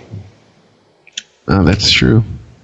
A little bit more, it's been a while more vital than the Red Wings, yeah. But no, I don't see the point. I don't understand this need to expand. The NHL has. I think the products is watered down. I mean, once again, you have a very serious lack of interest in the teams that you do have. Now you want to move into non-traditional hockey markets instead of going to Quebec or Hamilton or someplace in New England. I mean, well, I had read an article that part of the deal of the NHL going to Seattle is to help lure an NBA team back there into the same arena. If that's the case, then Gary Bettman is more of a fucking joke of a commissioner than I ever fucking thought. As the commissioner of hockey, you shouldn't give one single fuck about any other sport. This isn't an owner who's looking to buy into a team to, get them into Seattle, an NBA team. So they're like, hey, look, we understand the NHL doesn't draw as much as the NBA, so we'll take the hit on the the building and blah, blah, blah, whatever the public doesn't cover, we'll cover most of that and this and that. No. This is the commissioner. Your job is to do what's best for the NHL. You want to do what's best for the NHL? Contraction. Get a TV contract. God damn it. Didn't I talk about it was uneven? There was an odd number of teams. Who's going to be the next team? I mean, here we go. It would be the 32nd team. Well, I knew my hope wasn't going to happen. He wasn't going to fold either, or the NHL wasn't going to allow the Coyotes or the Panthers to fucking close up shop. And if they did, they would just fucking move them. Which makes me wonder, is that what they're getting at with this? Is this they want to move a team there, or they want to do what they did in Las Vegas, which is just start up a whole new team? And I mean, if it's start up a whole new team, to me, it's watering down an already watered down league. You say you don't want enforcers. You say you don't want goons. You say you don't want grinders. You want playmakers. You want high scoring games. Yet you continue to water down the game to where teams are going to be lining their fucking rosters with goons, with grinders, third, fourth lines guys. I mean, I can't remember the article. I'm not going to dig it up because it's not that important to what we're talking about. But yet there was another article in the Hockey News in the last week about how an enforcer. You there, Rich? Oh, did we lose Rich? Apparently. Oh, Bettman's taking him down. Fucking dude, you got too close, man. Hello. There he is. Yeah, I can hear you now. I can hear you guys through all that. Oh wow. What's the last thing you heard? You were mid rant. about the enforcer. Okay, yeah. So, I read an article in the Hockey News in the last week. There's an enforcer that might be hitting the free agent market. There's a laundry list of teams that are looking to add toughness to their team. There you go. You're on again. He needs to stop talking about the NHL. I know, dude. He's on their radar. Power off next. I just see Bettman with the slits in the throat movement. Kill it. The minivan's going to pull up with a bunch of dudes full of wearing hockey masks. Couple of wire cutters. They're going to throw Rich in a goalie bag. You so need to be in the fucking studio for this so you can trap you're fucking done, son. Yeah. He's making a great point, though. Yo. Can you hear me? Yep. Yes. Yeah, I don't know what's going on. I got a good signal. I could hear you guys through all of it. So I'm thinking something to do with my... Hold on. Something to do with my headset, my mic, which if that's the case, have fun, have good podcasting until I go back to work because I have no money to replace it. So, all right. Anyways, long story short, the NHL wants higher scoring games. They want less enforcers, less grinders in the league. Yet you're going to water down a league that's already watered down by adding another team. What the fuck do they think is going to happen with teams? Who are they going to fucking line their rosters with? There's going to be grinders. There's going to be fucking enforcers, which is exactly what the NHL says it doesn't want. So it needs to make up its fucking mind. To me, contraction makes... I've been singing this song since the fucking late 90s, early 2000s. They need to get rid of... They didn't... Sorry, Las Vegas. They didn't need a team in Vegas. They don't need a team in Arizona. And they don't need a team in Southern Florida. Keep the fucking Lightning. Get rid of the Coyotes. Get rid of the Panthers. They'd have been down to 28 teams. And then if they wanted to expand, after they see how they do with 28 teams, they could go to traditional hockey markets where they would be supported. I mean, the other potential cities besides Seattle is Quebec, Houston, Kansas City, and Hamilton, Ontario. Why you would go to Kansas City? No idea. Why you would go to Houston? No idea. Hamilton and Quebec? Yeah, I could see it. I mean, I don't see why you don't have one in Quebec. I mean, the void that the Nordiques left has never been filled. But maybe that says something for the Quebec market. Well, I mean, if you look at the population in the Quebec City metro area, it's larger than Winnipeg's, and they just put a team back in Winnipeg. I mean, there's interest, there's the population to support the team. I don't understand. Why are you insisting on going to non-hockey cities and trying to make a go of it? Believe me, what's going on with in Vegas is not going to happen even most of the time, even half of the time with expansion teams. Most expansion teams suck for the better part of a decade before they see any fucking success. I do have a quote from Bettman about Seattle, about why he thinks, he says, from everything I know viscerally, I think Seattle will be a good market. I think the geographic rivalry with the Vancouver Canucks as potential will be nice. Building up a bigger presence in the Pacific Northwest for the NHL, a place that we know has great hockey interest at a variety of other levels. It's an intriguing possibility, but we've got homework to do. Well, he needs to do his homework, because I've said this every time we've talked about hockey on this podcast. They are missing a huge market here in the middle of the country.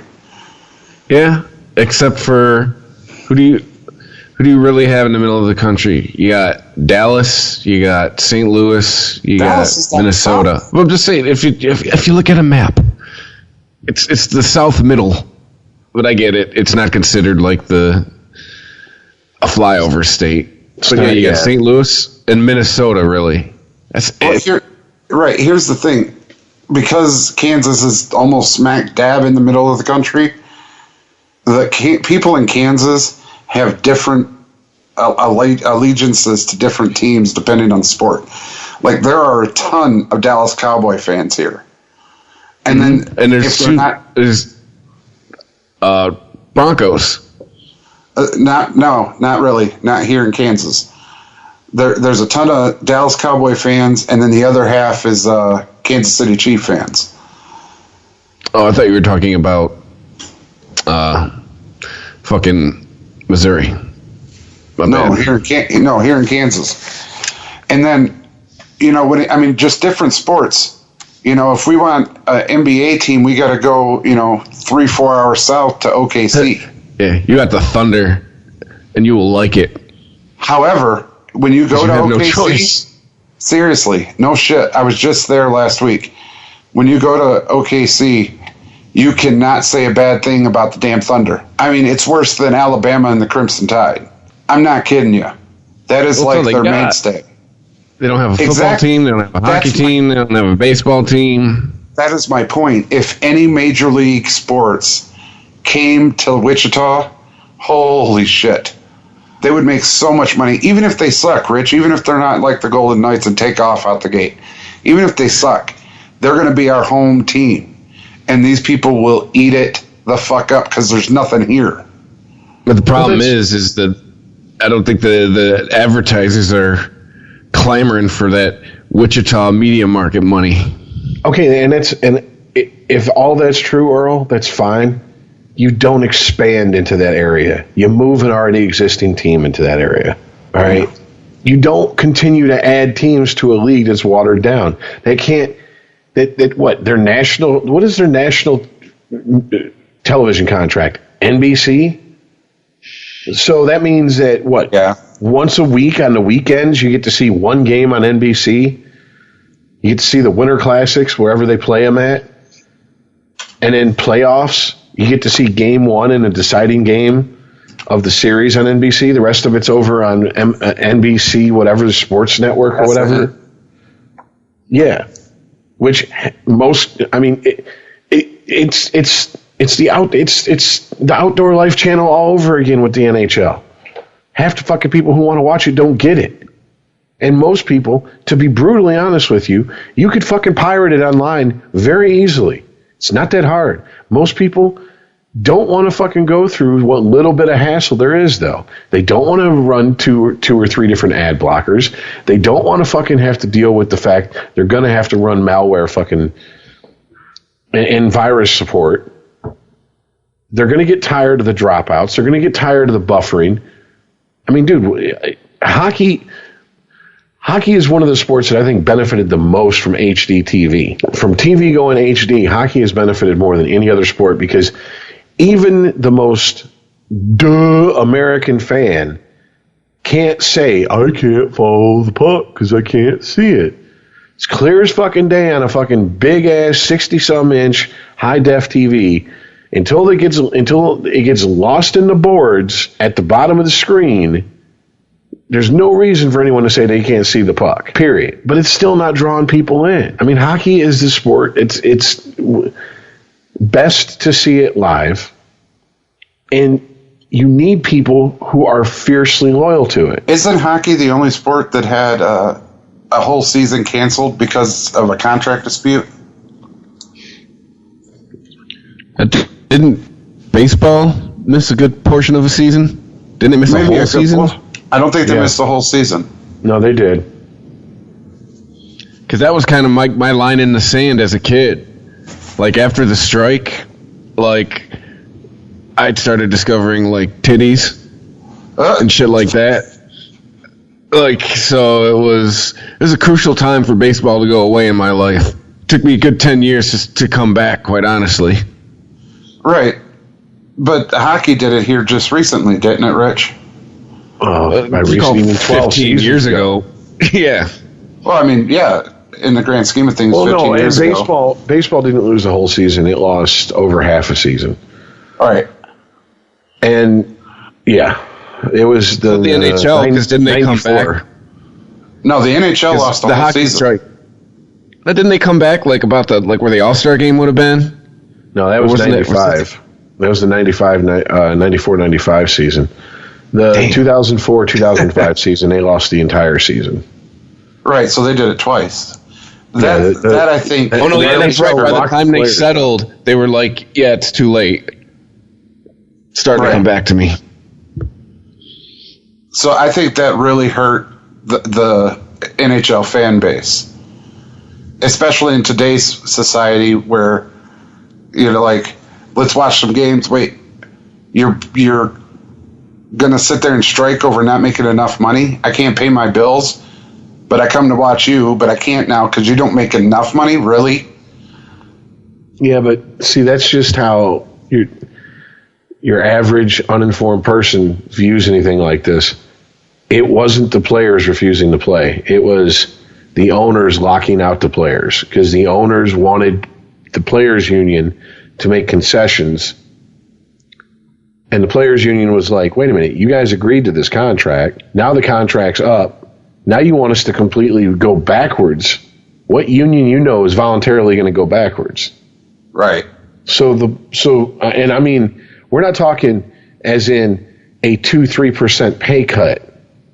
And I'm pulling these numbers out my ass. This wasn't what they were arguing over. We're not talking like a 2-3% pay cut. We're talking, okay, we're going to put a salary cap, and we're going to do this, and we're going to do this, and we're going to change the game fundamentally by having shootouts at the end of, overtime instead of games ending in a tie, et cetera, et cetera. There was a whole bunch of shit that they pushed through in that year. And I mean, it basically, when hockey came back, it looked like the same game, but it wasn't. And then you started seeing these fucking, which is what happens anytime you add a salary cap, you start seeing mercenaries, guys who will sign for short contracts for the team that's going to pay them the most. And they're good players. The problem is that they're not interested in a rebuilding process. They want, I'm a good player, I'm nearing the end of my career, I want to be able to go to a team, name my price, go in and have a shot at winning a championship. And the way they tried to counter that was with these ridiculously long fucking contracts. 7, 8, 9, 10 years they were signing players to, knowing damn well that they would never see the end of those contracts with that team. And there's a lot more to it, but just that shit, that's what killed it for the fucking fans, because I remember talking to hockey fans in Canada when we would go over there to play a gig or something, and I'm like, man, we're hurting over in Detroit. And they're like, you guys are one of the original 6. You've been around since the NHL's been around. But most people outside of the original 6 cities, maybe like... Think San Jose Sharks fans give a fuck? No, Tampa Bay Lightning didn't give a single fuck. And they were the ones to win the cup the year before the fucking lockout. I mean, you still had the Atlanta Thrashers around at that point. You had the Phoenix Coyotes because the whole they didn't feel the need to put the blame for the Coyotes on the whole state at that point. So it wasn't the Arizona Coyotes; it was the Phoenix Coyotes. I mean, it was just it completely changed the game. It completely reset everything you knew about hockey, and you had a lot of players who hadn't played or were on their way out, who took advantage of the situation and said, "Well, we want this and this and this and this from the taken out of the game," and they got their way. The owners and the general manager, the owners and the commissioner broke the players' backs with that lockout. It's just all there is to it. And so the players came back and said, "Fine, whatever you want." And when they came back, it was interference calls through the roof. They want the games to be decided by special teams. They want high-scoring games, et cetera, get rid of the 2-line pass, no touch icing. Now it's, 3-on-3 overtime. And I mean, dude, it's just a sport you don't have a national television contract. Good job. A sport that is comfortable with itself, with its history, with its present and its future, doesn't make radical changes mid-season. 2 seasons ago, they went from the standard overtime to 3-on-3. In the middle of the season, well, not the middle, but the beginning of the season, like 20 games in, a quarter way through the season, they did that. I mean, I'm sitting there scratching my head going, huh? That'd be like football, 4 games into the season, 5 games into the season, go, okay, well, yeah, what we're going to do is there's no more extra point kicks. Everybody's got to go for 2. Why wouldn't you wait to the beginning of a new season to implement that rule? And that rule is stupid, by the way. But whatever. You see what I'm saying? There you go. A sport that's comfortable with itself wouldn't have pulled that shit. But I mean, that is the NHL all over. I mean, dude, you asked me a question either last week or the week before about the top goalies in the league. And I wanted to flip it around and go, I don't know, who do you think are top goalies in the league? Yeah, but that's just it. You can't fire off goalies anymore. Well, I did a little bit of digging online, and there's a couple theories, and the one that seems to have the most traction is it's because a lot of these goalies are European-born players, and there's still very much a North American slant to the game of hockey. Now, maybe there is, and maybe I don't see it because I'm a Detroit Red Wings fan, and we got the fuck over European players about 20 years ago with the Russian Five and all that shit, and Hasek coming here and winning a fucking cup, and Lindstrom being the first fucking European-born captain to ever fucking hoist the cup.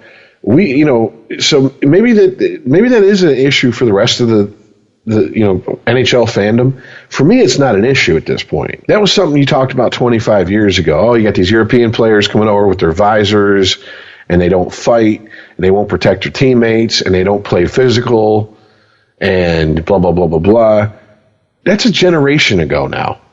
You have a generation who's playing who weren't even born when we were having those discussions 25 years ago. They've watched guys like they've seen the video of guys like Konstantinov, Zdeno Chara, guys who are fucking European-born players who have no problem throwing the body around. I think it's more just the evolution of the game, Rich. The goalies now are, it's not just the other team that's trying to score. It's more over the leagues against them. Like you said, with all the rule changes. There's no two-line pass, the no-touch icing. It's built to drive up scoring, so there isn't no brick wall anymore in the netminder. Want higher scoring and not do things like the most intelligent things to do. Make the ice surface bigger, limit the size of goalie equipment, etc., etc., etc. They stick to the things that makes no sense for them to stick to if they want to get the goal that they want, which is we want a more open, fast, high-scoring game. We want less clutching and grabbing. We want less interference penalties, etc., etc. Well, then do something to help that come along. Don't fucking sit here and stick to the same old size ice ring you've had for 100 years when you have international rings that are bigger and more room behind the net, allow for more room for play to be made, etc., etc. Don't let goalies still use these fucking oversized goalie equipment. Going out there in jerseys that would fit 700-pound men and they'd be loose on them. You know what I'm saying? What the fuck? A 190-pound goalie need a fucking... Oh. Here he goes again. Can you hear me? You're back. Yeah. Yes. Hold on 1 sec. Can you hear me? Yep. Yes. How is the quality? Low. Fuck me. Hold on. No. It's just you got a little bit of reverb, but it's not like that'd suck. How about now? Good. Fine. All right. It's probably the mic then. It's a detachable mic. It has a built-in mic in the headphones, but it sounds like shit whenever I've used it. So that's why I use the boom mic. Oh, all right. Anyways, yeah, I don't know. It is what it is. Hockey is just it's there during the regular season to decide the order for the fucking playoffs. And yeah, I watch games when I can catch them. I listen to games on the radio, but it's not must-see TV for me anymore. Playoffs, that's must-see TV as far as hockey. Rest of it, you're just killing time to the playoffs. And I hate to say that because I used to be.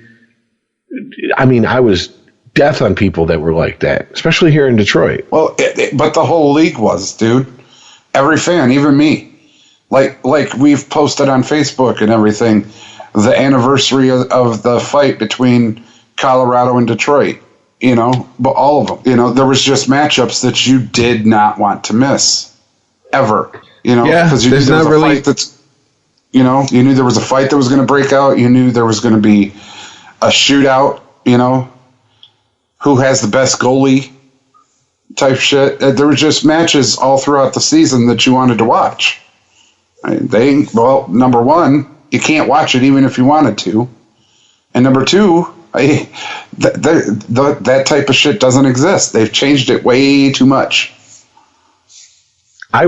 Something I would really like to look into and see what the numbers say is I would really like to look into how much they used to call it center ice, their package to get all the NHL games. I'm not sure if they still call it that or not, but if they I'd like to see the numbers on that, because I'm kind of wondering if hockey thinks they can survive by going to the local teams on Fox Sports, one game a week on NBC, and then a la carte through like a season pass or something. I'm wondering if that's what they're thinking, because if that's the case, then they have no fucking. It doesn't do them any good. It doesn't behoove them to go out and try to get a national TV contract. It doesn't make them go to FS, Fox Sports 1 and say we want to be nationally televised Tuesdays, Thursdays, and Sunday nights, like like they used to be on ESPN. It just doesn't make sense for them. On Center Ice, on Xfinity Cable, it's only 4 payments of $38.49. So basically, it's $160.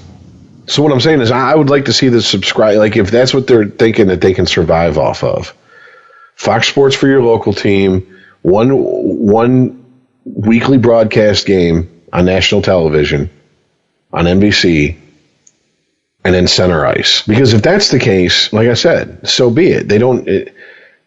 It makes sense not to worry about a national TV contract.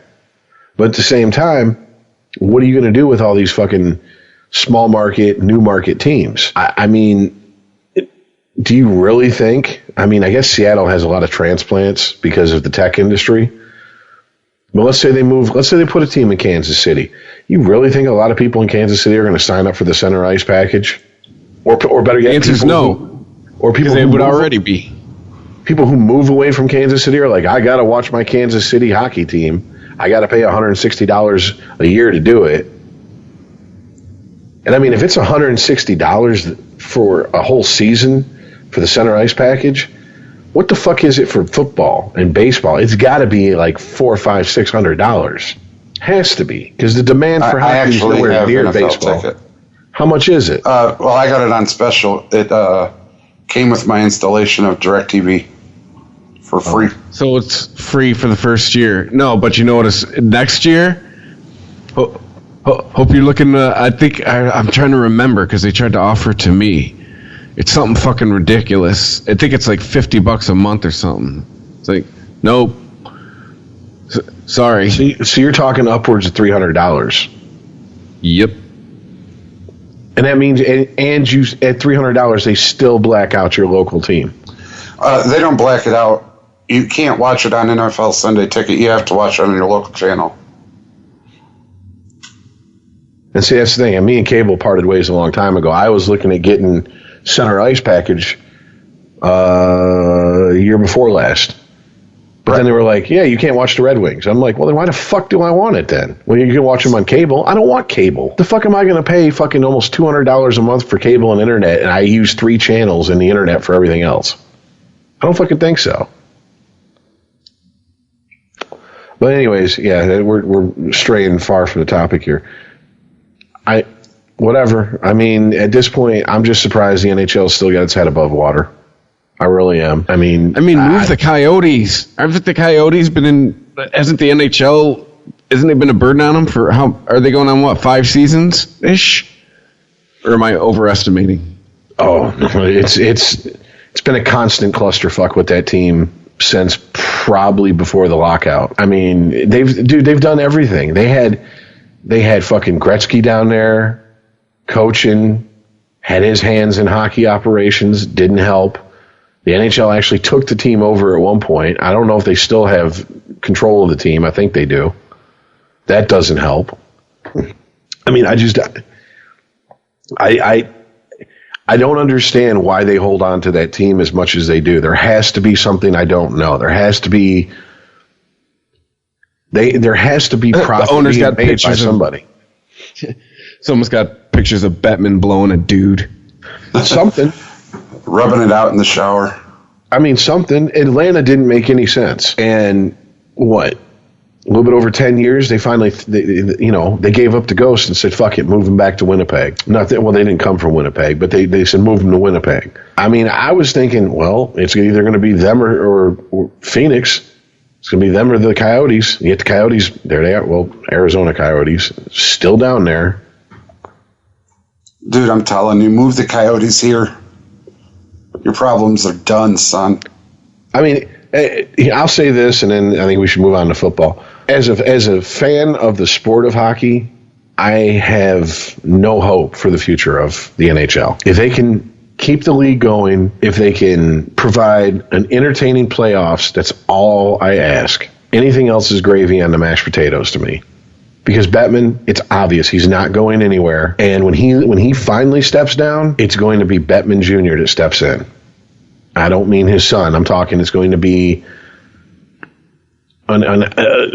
someone who's built exactly like him, who the majority of ownership is going to like because they're going to do what they want.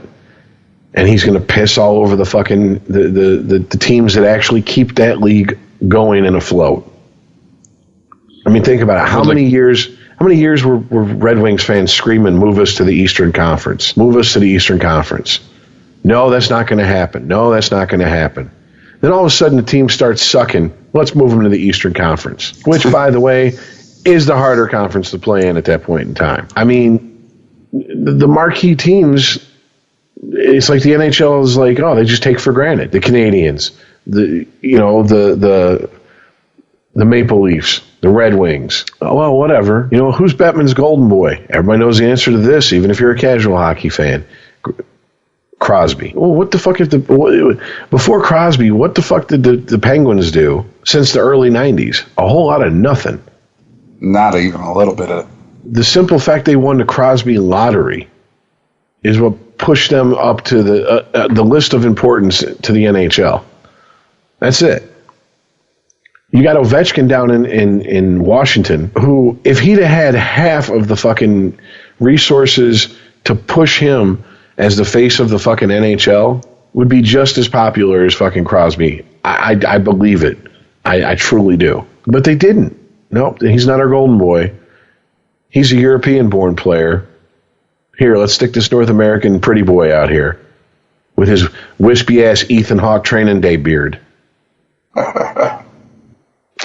Motherfucker grows on his face, sprouts up wild in most guys' assholes by the time they're 13. No love lost with Rich and Cindy Crosby. Anyways, let's get to the meat of the show. Football. Our bread and butter for 4 months of the year, anyway. Holy shit, football! Oh, it's the whole city of Philadelphia on suicide watch. Yeah. I think at this point, the mayor of Philadelphia is calling the mayor of Oakland. Go, how did you deal with it last year? Like, seriously, how did you keep your constituents from rioting? It looked like every pipe had burst in Philly with all the fucking water in the streets from the tears. Dude, that's just bad, not for Philly. That's just bad for the NFL.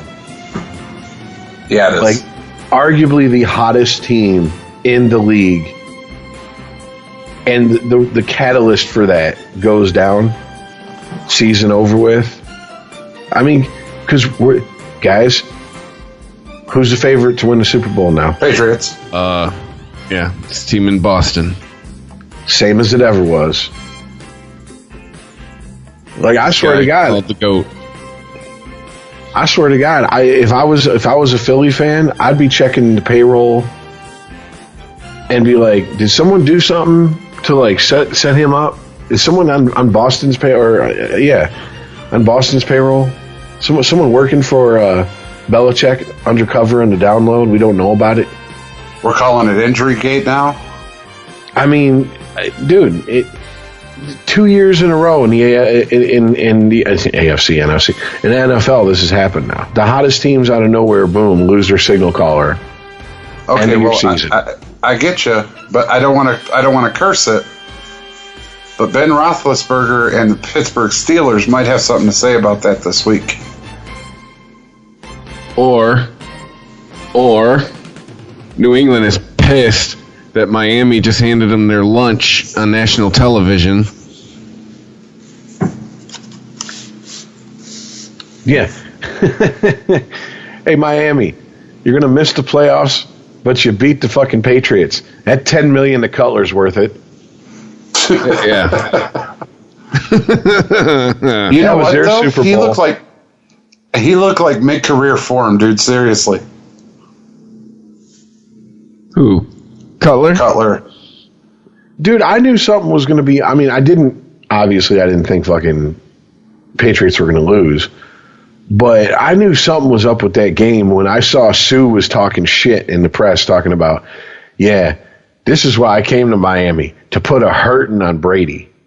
And I'm sitting there like, what the fuck? What hurting have you put on Brady since you've been in Miami? You need to shut the fuck up till you got a couple W's in that, the check marks in the W column, homeboy. Well, I guess I need to shut the fuck up because him and his team went out there and put a hurting on fucking Brady. Not really, dude. Yeah, he beat the Patriots, woohoo! But he hasn't been relevant since he left Detroit. He just needs to go away. Motherfucker. Don't go away, Strap man. in, Rich. Just go away. Well, okay. So while we're talking about Tom Brady, as a question I wanted to pose to Rich, because Iceman were debating this. Here it We were comes. debating this last night. Would you say that somebody who's putting up stats that are better than their career average is showing signs of age? Because I can't be on board with that line of thinking. Rich, here's the question. Tom Brady is showing signs of age with his gameplay. Yes or no? But first, you got to answer this question. Have you watched a Patriots game this season? Do I got to take the physical challenge too? What the fuck? You both asked me Summers up in questions. this motherfucker. You both asked me questions that frame it to where you're going to get an answer that you want. And I see it, and I'm like, dude, what's his stats say? Why does my opinion matter? What You're does the his tiebreaker. stats say? That's why. That's why What there's does three his of us. You're the stats say? tiebreaker. What does his stats say? That he's in What's their better win-loss shape record? as like he was in mid-career form or whatever the fuck Chris is going to say. Okay, what's their win-loss record? 10-3. Okay, what's their spot in the standings? Second. Yeah, they have a playoff spot, in other words. Oh, yeah. Yeah, okay. Do I even need to answer? I mean, showing signs of age, yeah, I guess that if you want, yeah, maybe he's slower to get up. That could mean anything. Takes a hit, slower to get up. But that doesn't mean that he's fucking lost the step as far as winning and putting up stats, and that's all that fucking matters. Believe me, Rich gets me. if Tom Brady could be wheeled out in a wheelchair, put behind his What do you mean offensive Rich gets line, you? He's clearly backing me up. He is not. Just because he can find a way to win and post stats doesn't mean he's not showing signs of age. He gets up slower. He can't throw as far. That's showing signs of age, but you still find a way to win. Him showing signs of age makes him a great quarterback in the league because he is the GOAT. He was amazing for so many years. But he's showing signs of age. Dude, I don't know. You have a well-established history on this show of needing to declare the end of things. Like, I don't get it. I don't understand it. Like, I've known you long enough to know it's part of your personality. Like, like, this is the end here, and it's just like everything's in cycles with you. And I mean, I get it, but it's like, dude, is he still winning? Is he still putting up Is he putting up numbers to the point where he's in the talk of MVP, being the MVP of the league? Yes. Mm-hmm. But you say signs of age, it could be anything. Signs of age could be he's going gray. Signs of age could be he's getting cranky and yelling at his offensive coordinator on the side of the on the sidelines. It doesn't mean that it's affected his play, though. Gray hair don't play. Yelling at your coordinator doesn't matter. What matters is your record when the playoffs start and how you perform in the playoffs. Okay, you want to go stats. Monday night, he went 0 for 6 or 0 for 6 or 7 on third down. He didn't convert. He laid one a turd. Why do we hit the panic button over one shitty game? What's this shit? Why does Iceman hit the panic button? Why is over one shitty game? It was a rhetorical we, the royal we. Who's hitting panic buttons? He ain't gonna take it that way. Don't feed into his bullshit. You got to fucking single him out. No, I'm put him in the corner. I'm saying, who's hitting a panic button? All I'm saying is the man's showing some signs of age. Okay. And I'm not talking just about Monday. I have watched a few. And I'm trying to tell you the numbers will bear that out. And my example was I brought up the stat line of Brett Favre's last year. It was like the first time that he threw under 3,000 yards in his entire career. It was the first time. There was a bunch of firsts for that season. It clearly bore out in the numbers that was, all right, you're old. Time to go, buddy. You know, number of dick pics sent, 1. Or no, wait, no. That was in New York. No, I'm not talking about stats. I'm not talking about if he's winning or losing. I'm not talking about can he still get it done. He's proven all of that with the Super Bowl last year. What I'm saying is his gameplay. I'm watching him. He was able to move better in the pocket before. He was able to feel it and roll out and make plays better. And again, I'm talking the whole season. His QB rating going into last night's game was like 108. The fuck with you in the stats, dude. Jesus Christ. Because that's the result of your performance. That is the end result of your performance. I don't care if he's got 100% in every fucking line of a stat sheet. I don't care. Your point is moot. You cannot look at a fucking stat sheet and go, he's not showing any sign. Yes, he is. All right, dude.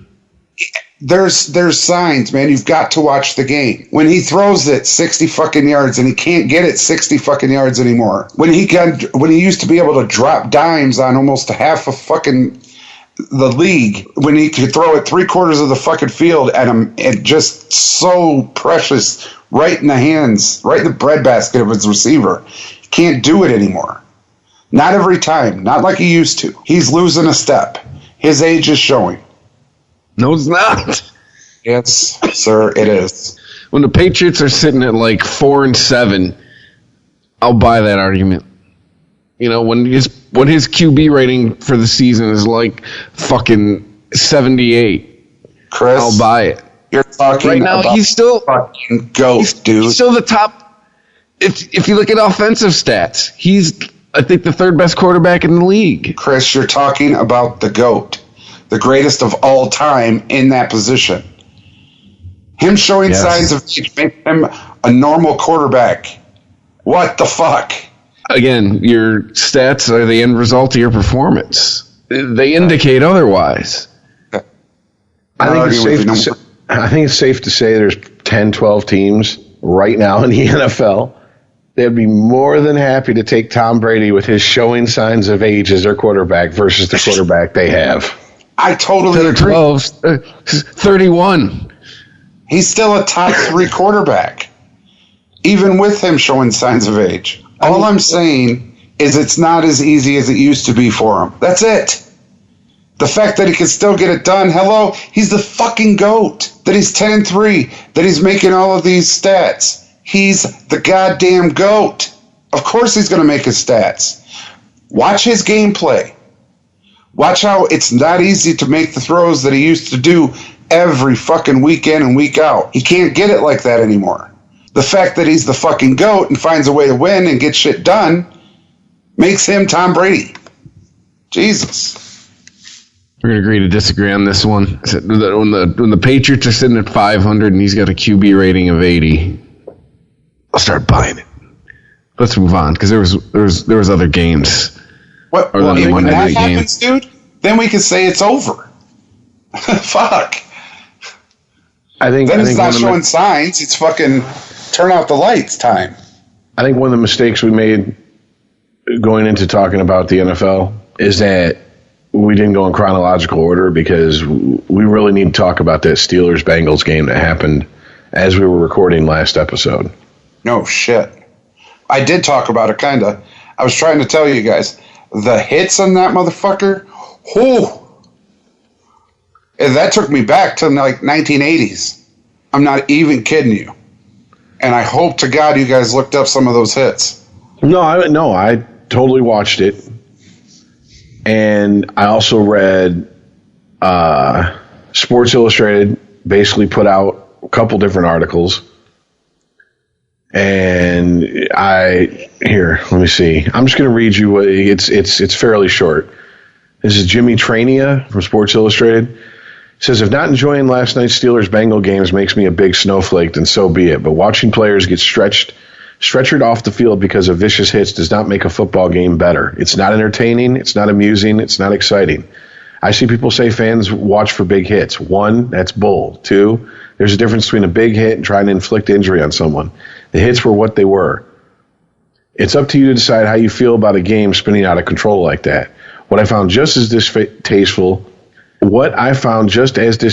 as what took place in the field was Ben Roethlisberger's post-game interview with Lisa Salters of ESPN. His teammate, Ryan Shazier, was taken to a hospital because of is that how you pronounce his name? Shazier, thank you. Nothing's pronounced like it's supposed to be anymore, so I knew I was pronouncing it wrong.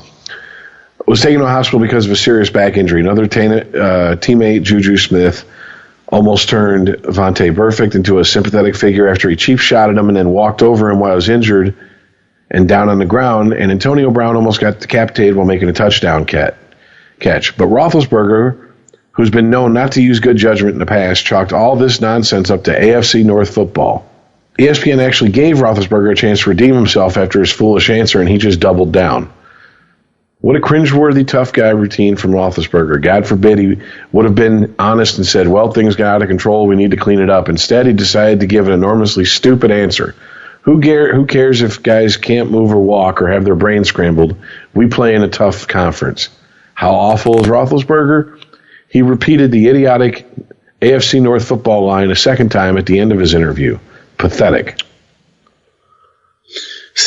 Written by a guy who doesn't like sports. Why do you work for Sports Illustrated? I'm with Big Ben on this one. Well, I mean, they know what's 50-50. They know where they bought that shirt. They know what's up. I mean, do you think the guys who take the big hits are surprised that they're taking the big hits? No. Yes. They're taking them for really. They've been taking them since they've been playing Pop Warner. When you start Pop Warner, like 8? Dude, Burfict is a middle linebacker. Got totally blindsided by Juju Smith-Schuster. Totally. And then it wasn't even a respectful thing afterwards. He stood over him like, I just fucking owned you. Oh. To me, this is like joining the military and acting surprised like when you get shot.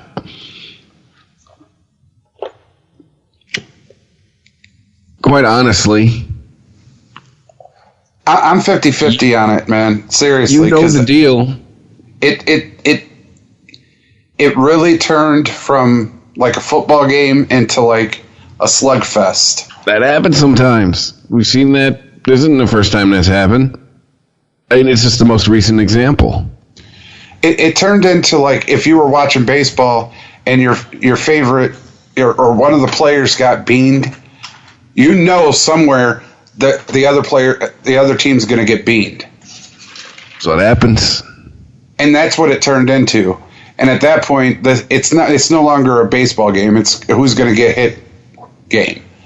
And that's what football turned into with this game. Dude, it's called competition. I get it. Sometimes I said I'm 50-50. I enjoyed the a little bit more heated.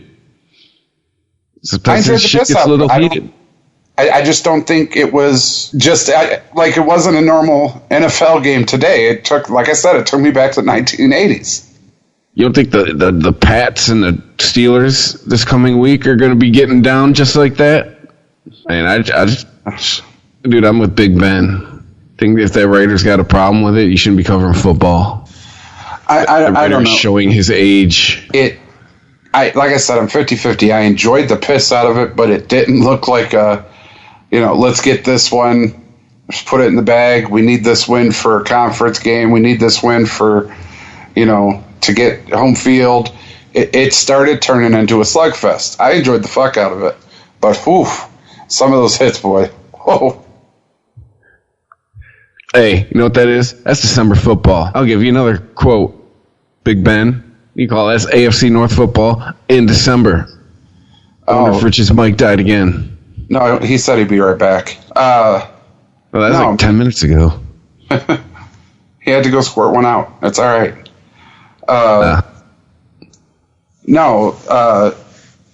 Just Shazier, he's done. He had to have spine surgery. So I'm not saying done for the season. I think his career's ended. And he was the star middle linebacker for Pittsburgh. If you watch the hit on Brown in the end zone? Oh, how did he still have his helmet on? And, hey, man, what did they say? Things got a little chippy in that game? Oh, God, no, dude. It's way beyond chippy. Isn't that what Gruden says?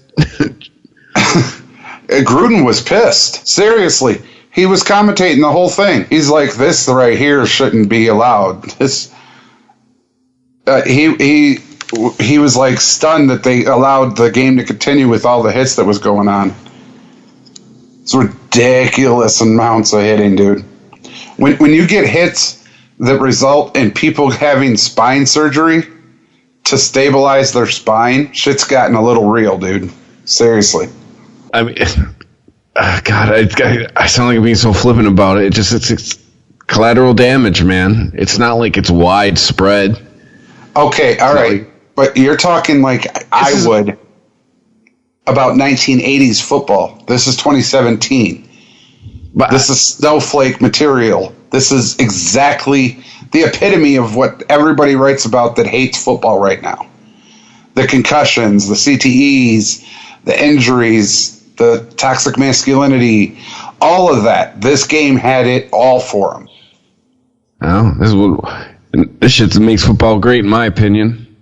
Mine too. Like that's what the audience. But that's what the audience wants. I think that's what all the people who naysay it forget.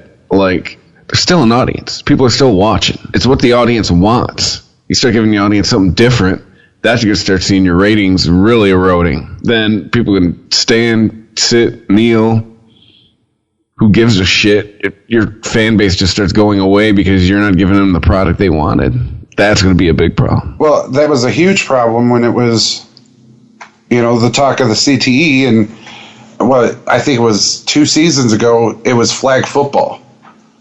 And what I mean by that is every fucking other down there was a flag. You still with us, Rich? The answer is no. The toilet. He went to Chicago. Turlet. He went to Chicago. Yeah. You talking about me?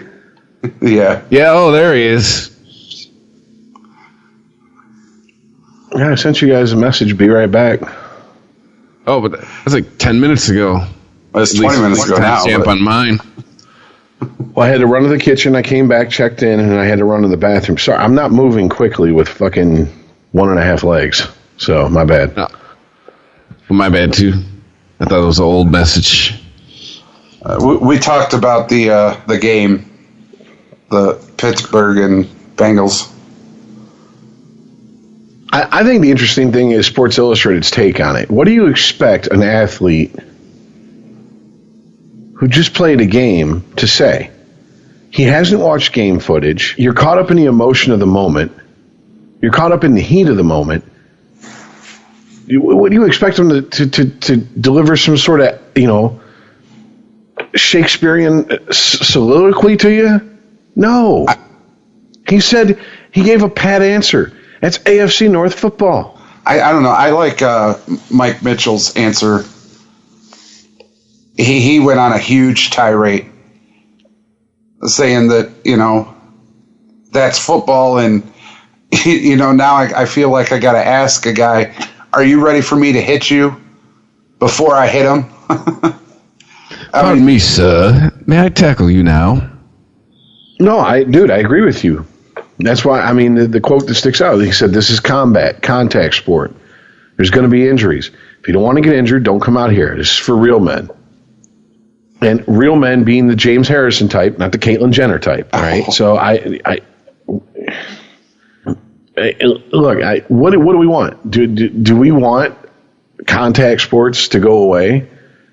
Because more and more in mainstream media, I'm starting to hear how if you watch football, you're a horrible person. And I'll be horrible every Sunday. But Chris, this is there's no way I can touch on this without touching on things. This is why I bristle so much at letting people on the fringes of society throw labels around and letting them stick. Because just like now, to a certain and growing group of people in this country, if you voted for Trump, you're a Nazi, you're a white supremacist, you're a KKK member, you hang black people in your backyard from the tree with your free time. Now that they saw that very vocal minority could get away with fucking blanket labels like that, you're seeing other people take up the mantle of it and go, oh yeah, we can do that too. And so you're starting to see these fucking people who I honestly either don't have any interest in sports or for whatever reason can't see a sport for what it is and think that they have to interject politics and into everything, which is, well, if you watch football, oh, you're a horrible person. And it's coming from multiple sources. It's coming from non-sports people, from sports people, because it's been accepted. We can do this now. We can just make blanket statements about a whole entire group of people and no one argues with it. Rich, you were gone when I said this. You do know what happened to Shazier, right? Yeah, with his spine? Yeah. I think he's done. Not just season, but I think career. But Iceman, we're highlighting an isolated incident. It always happens. This isn't like an epidemic. This isn't a pandemic. It's not happening every week. Some guy's getting a spine stabilization surgery. We're taking the outlier and we're fucking saying the sky is falling. Well, that's kind of what I'm getting at. People who otherwise do not give a shit about the sport all of a sudden become Google experts on the sport and will start throwing out what about Mike Utley? And what about Mike Utley? How many fucking decades ago was that? Right. Are we literally seeing people be paralyzed every fucking Sunday? Because let me tell you something. If we were, this sport would be shut down. There would be congressional hearings. People would fucking go to jail. Nobody with any money. It'd be all the low-rung people because shit rolls downhill, so they'd pass the buck to them. You'd see equipment managers testifying to keep from doing 20 years and all this shit. Believe me, that if this sport was half as savage as they're trying to make it out to be, that's what you would see. And furthermore, you got the whole fucking the CTE issue, which, look, the NFL fucked itself on that. They should have got ahead of that issue and said, yeah, look, we understand there's risk involved. That's why that's one of the reasons they're paid like they are. The other reason is because if they're making $30 million, then they're putting $130 million in somebody's pocket who's paying that $30 million. Mm-hmm.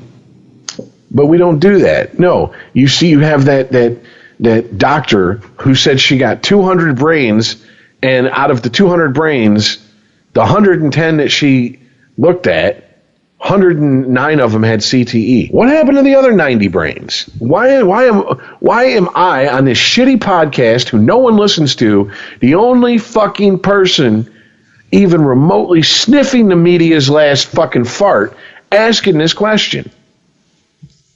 I don't understand it. I mean, dude, that's a skewed presentation. I couldn't get past 5th grade science with that. Yet this shit's posted, and everyone just and people fucking cut and paste articles, and everybody just goes, "Oh, that's the way it is."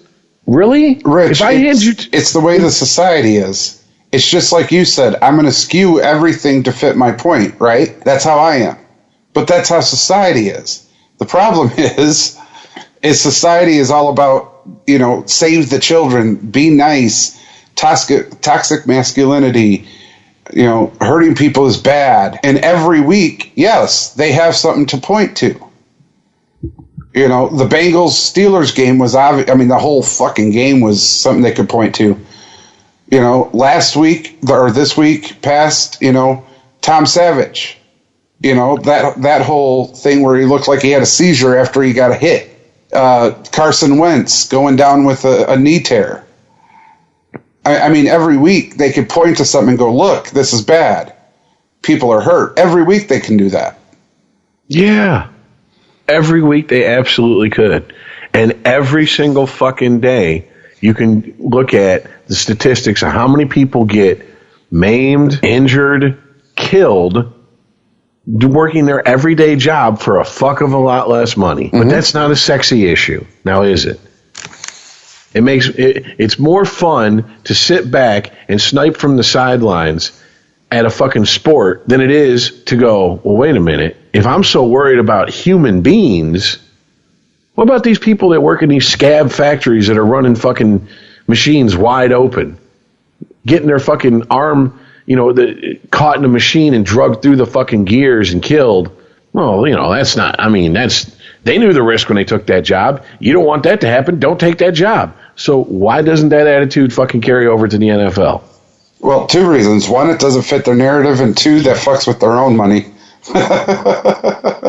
There you go. They're fine when they fuck with other people's money.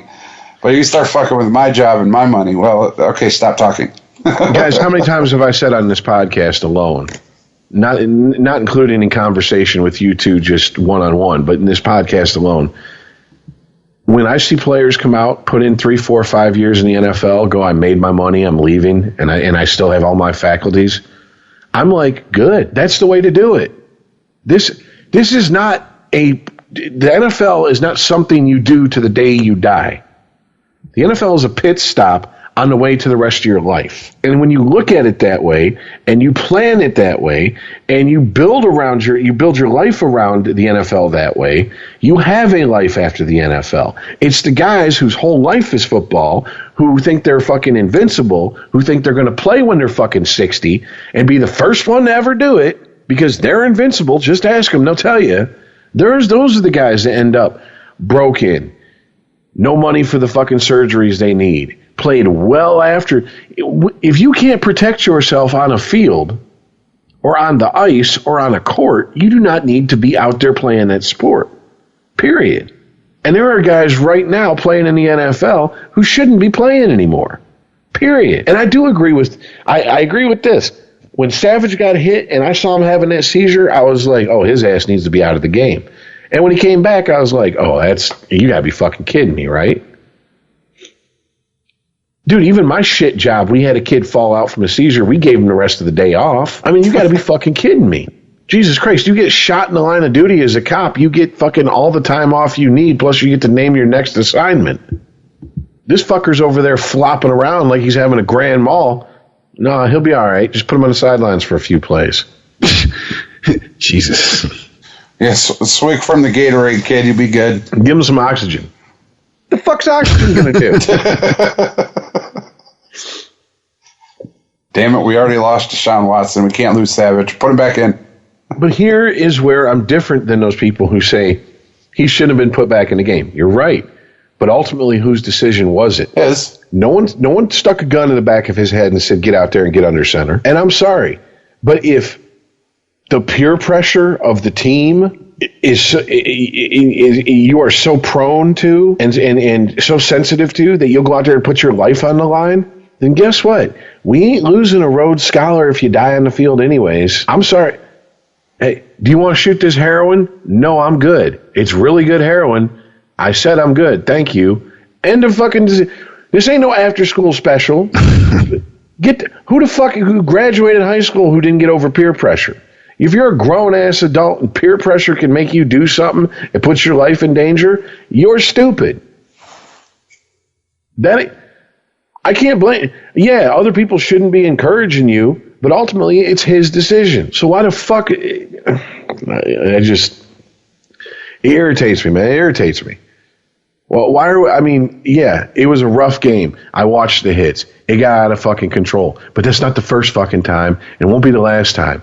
You want to see a fucking Steelers-Bengals game that got out of control? Go back and look at the playoff game where fucking Carson Palmer got his leg rolled over and they stuck in, the Jesus freak who played for Detroit for a while.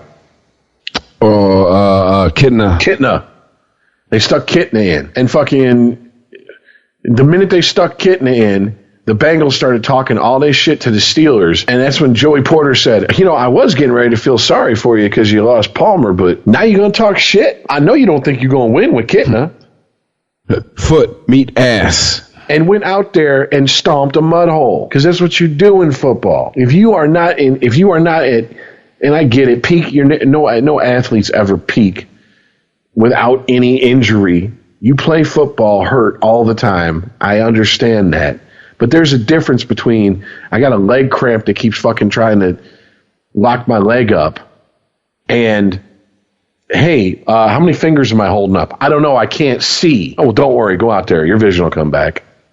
Yeah, to quote the movie The Program, are you hurt or are you injured? What? What do you mean? Well, if you're hurt, you can still play. If you're injured, you can't. Exactly.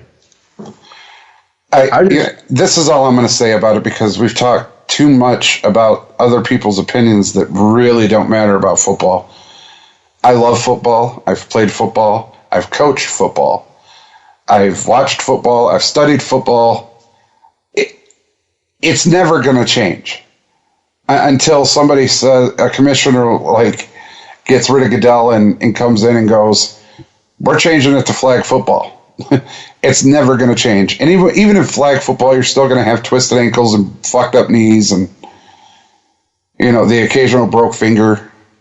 Oh, I'll go one better than that. God forbid it does turn into flag football. You're going to have, especially that generation that has to get used to playing that way, you're going to have those guys snap on the field and say, fuck this, and just fucking level a dude. Shoulder tackle somebody. Yeah, and go, take your flag and stuff it up your ass and walk off the fucking field with the ejection proud as fuck for doing it. Yeah. It's only going to be after it's been a generation or two of kids coming up playing. And that's, once again, this is where it's going to change from. It's not going to change at the pro level. It's going to change in Pop Warner, then high school, then college. And then you're going to have players who weren't taught how to play football that way, who are going to go into the pros, and one of two things is going to happen. They're going to get killed in the pros, figuratively, maybe literally, or the NFL is going to change the way the game's played and adjust to the players that they're getting sent to them. Because I just don't see the NFL going, all right, we're a non-contact sport anymore. Throughout history, when it comes to sports, the masculinity, toxic or whatever, has always shined through. All the way from the gladiator days to present football. It's going to be there for many years to follow. Even if it isn't televised football, there will be cage fights all throughout the world. It's going to happen. Now, this has been stated over and over and over. This is their choice. The players choose to take the risk of going out there and hurting themselves for a lifetime. It's what happens. It's not even as simple as our own jobs. It's as simple as you choose to drive a car. You can't control if somebody else is driving drunk or not. You choose to fly a plane. You can't control the weather.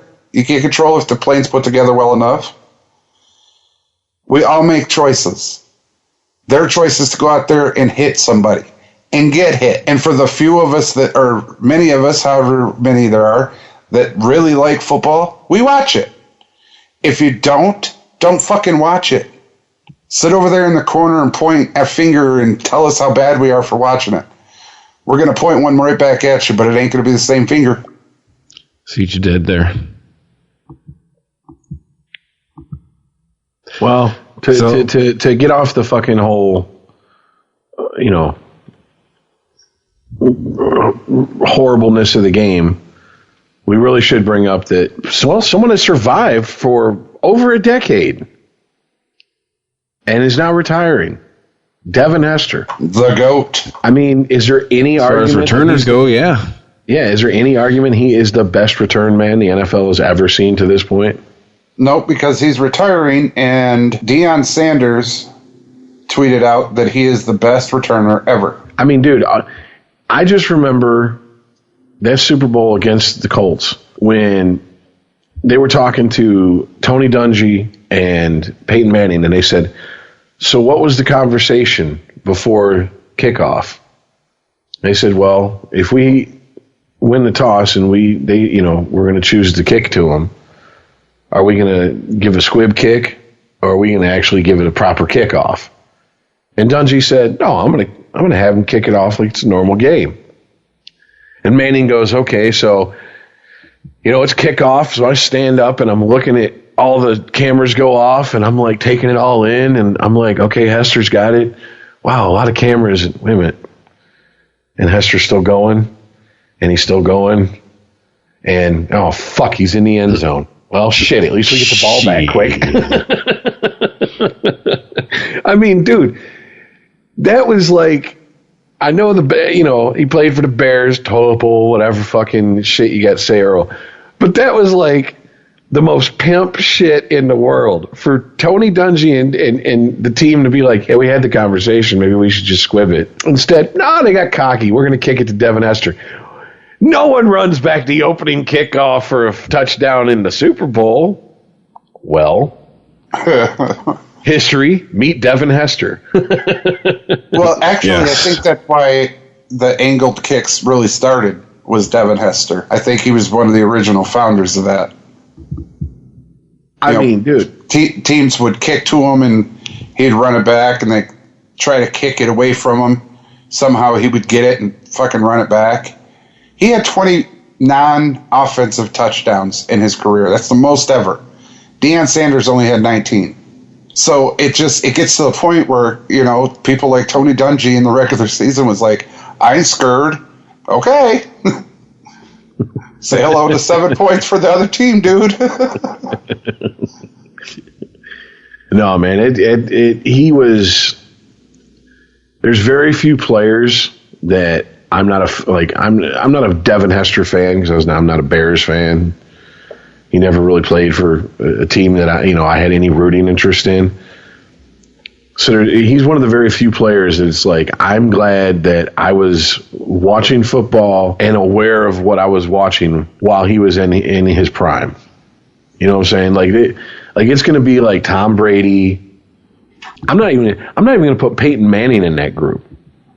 Peyton Manning had great games that I remember watching, but like it just wasn't like, oh shit, Manning's got the ball. Everything has to stop. It's must-see TV right now. No, it's Devin like Hester Sanders. Yeah, Devin Hester was. They're kicking to Hester. Oh shit! Shut up! Sit down. Hold on.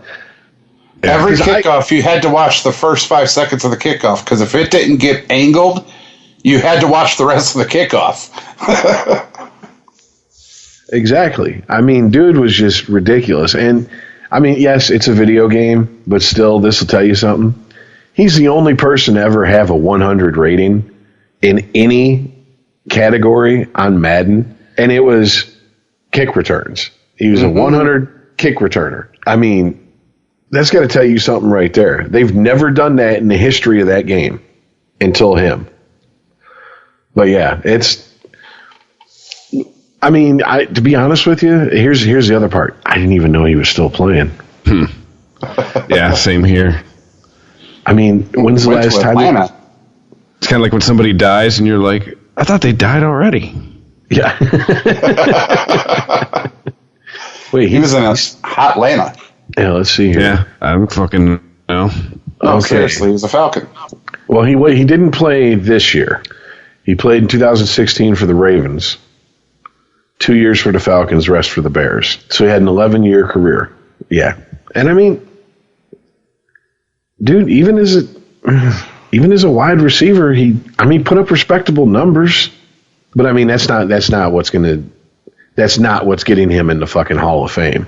No. And I mean, we have to have this conversation. Isn't he, like, seriously a Hall of Famer? I mean, if you can put a kicker in based on what they done on special teams, why can't you put him in for what he did on special teams? Oh, he's got to go. Well, you could argue anyone who's considered the best at their position is a Hall of Famer. Yeah, I mean, he's got to go. I mean, Jesus God, dude. His rookie year, he had 600 return yards off of punts. Well, that's what I'm saying. Most return TDs in NFL history were Devin Hester at number 1, Deion Sanders, and Rod Woodson, respectively. Jesus God. His rookie year, he had 1,128 return yards combined off of kicks and punts. Yeah. And the field's only 100 yards long. Go figure that shit out. His average was 26.4 off of kick returns and 12.8 off of punts. I would like to see the fucking NFL average for that year. I guarantee you he smashed it. Two Just tiny nuts, bits. dude. And then you have a team like the Bucks who never had returned a kick for a touchdown for like 33 years, their first 33 years of existence.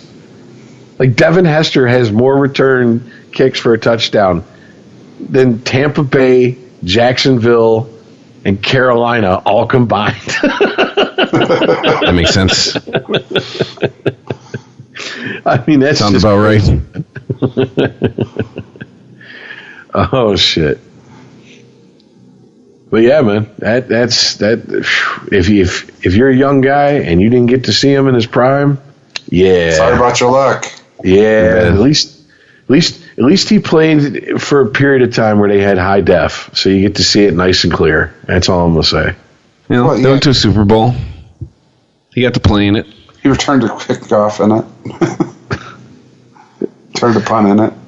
Well, the the beauty of that game, and this is just strictly a side note, is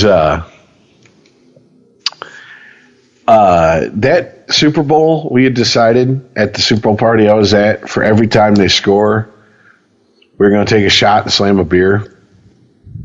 And I hadn't even literally taken my seat, and already I was being handed a beer and a shot. Here you go, bitch. I was like, what the fuck happened? They just had kickoff. Oh, Devin Hester. Hester. He happened, didn't he? Shit.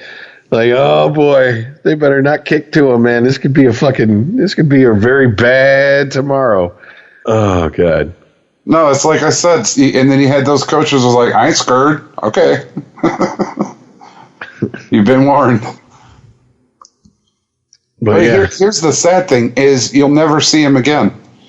There won't be another Devin Hester because of the change in football. Oh, yeah. They moved the kickoff spot up so that most of the kickers kick it out of the end zone now.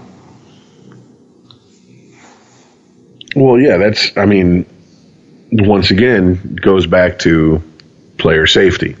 Mm-hmm. Where were most players getting injured? Kick returns. So let's limit how much players can actually return the ball. Yeah, let's change the whole dynamic of the game. But, yeah. So what else we got in the NFL? Oh, there's so much. The fucking snowball. Yeah. Did you hear what they were doing in Buffalo before the game? Free seats and $10 an hour to come shovel out the stands where Buffalo plays. I'd do that shit. I would too. As a diehard fan, fuck yeah. Not even as a diehard fan. $10 an hour plus free seats. You just paid for my whole game. That's true, because that's your drinking money. That's right.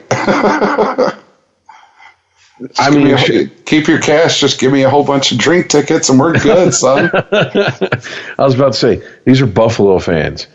These people throw each other through tables to warm up for the game, okay? I mean, it's pretty sure if you want to get drunk, you can be drunk and shoveling. You know what I'm saying? Yeah. But no, man, that game was fucking woof.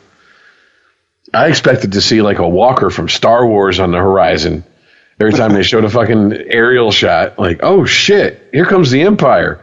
Like that was dun, dun, dun, dun, dun, dun, dun.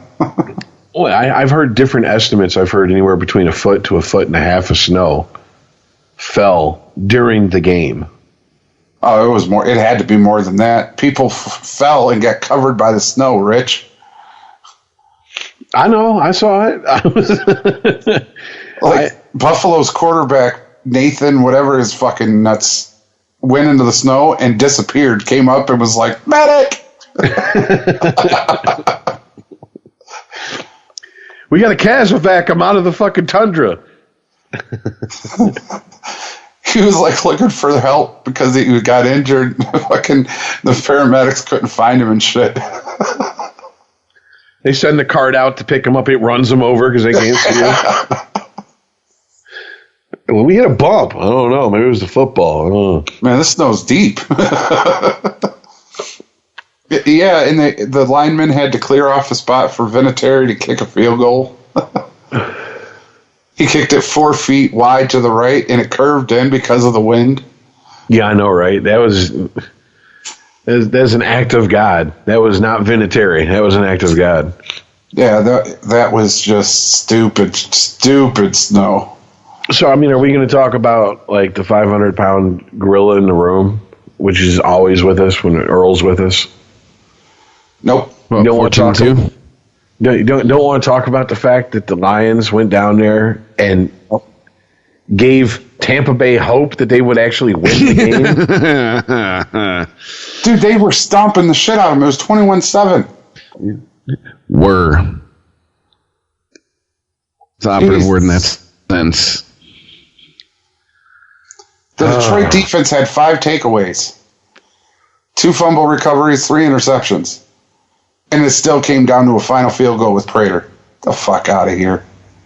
Well, I mean, dude, they were playing Tampa, one of the dominant teams in the NFL. So, oh, God, yeah. All right, well, the Lions.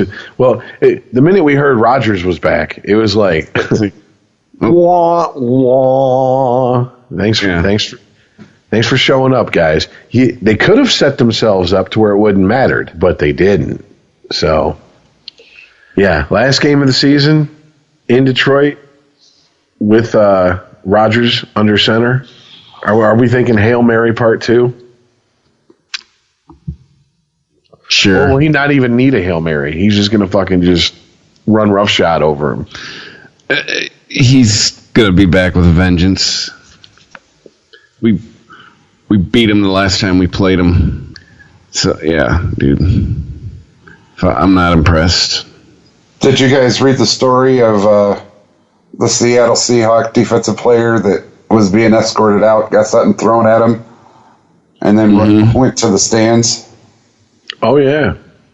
And Chris Carter said, he's not disrespecting you. He's acting like a fan. Shut up and go to the locker room. Yep. That's my favorite part. Whoa. Having shit thrown at you from the stands? I don't know. That's acting like a fan? That's acting like an asshole.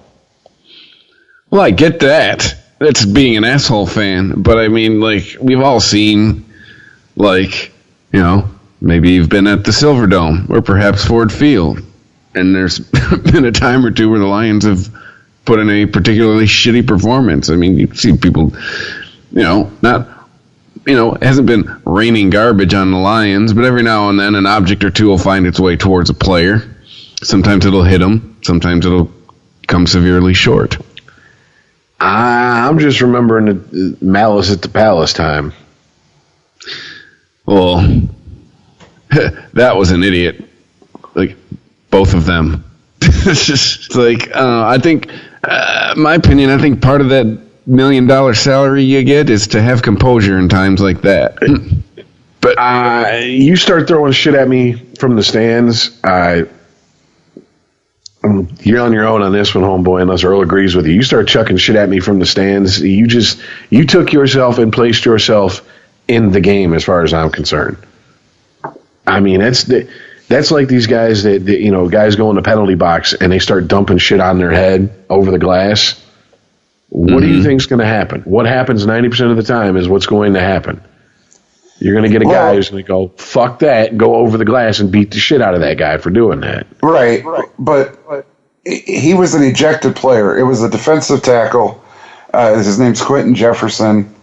Him and the other, what's his name? Sheldon Richardson for Seattle. Near the end of the game, they got into a fight with Fournette. And they got ejected. So the fan was just showing his disapproval for fighting their starting running back. And it wasn't like that John Rocker thing where he got a battery thrown at him. I think it was like a beer or something got chucked at him. And this big son bitch just throws the Seattle Seahawks security staff member out of the way and tries to get into the stand. And it's like, hello, you're in Jacksonville. Even if you get in the stand, as big and as strong as you are, they're going to fuck you up.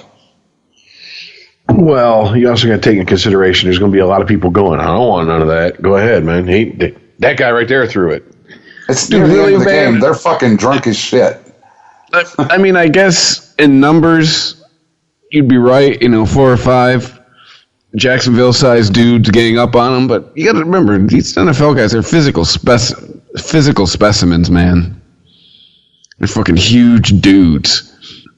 Yeah, as I had to explain to a mutual friend of ours, Earl, these guys have been working out every day since like middle school because we had a mutual friend who thought he could kick Joey Harrington's ass. Joey Harrington's a pussy. And I'm like, Joey Harrington would slap the shit out of you. He wouldn't even... And then fuck your girlfriend. Yeah, and then go play a sensitive piano ballad and sing it while you're still bleeding on the ground. Get the fuck out of here. You ain't whooping Joey Harrington's ass.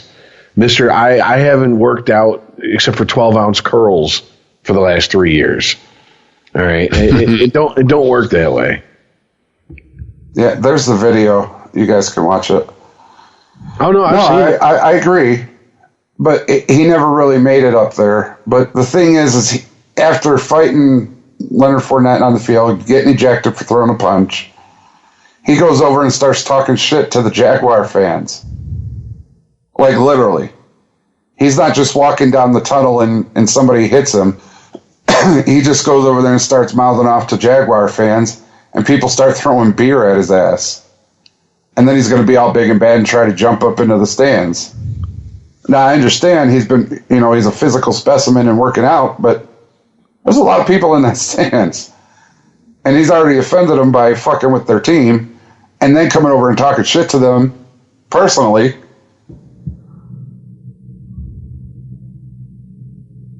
I mean, to me, dude, you're a fan. Say what you... If I'm a player, you can say anything you want. I fucked your mother. I fucked your dead granny. I fucked your daughter. I don't give a fuck.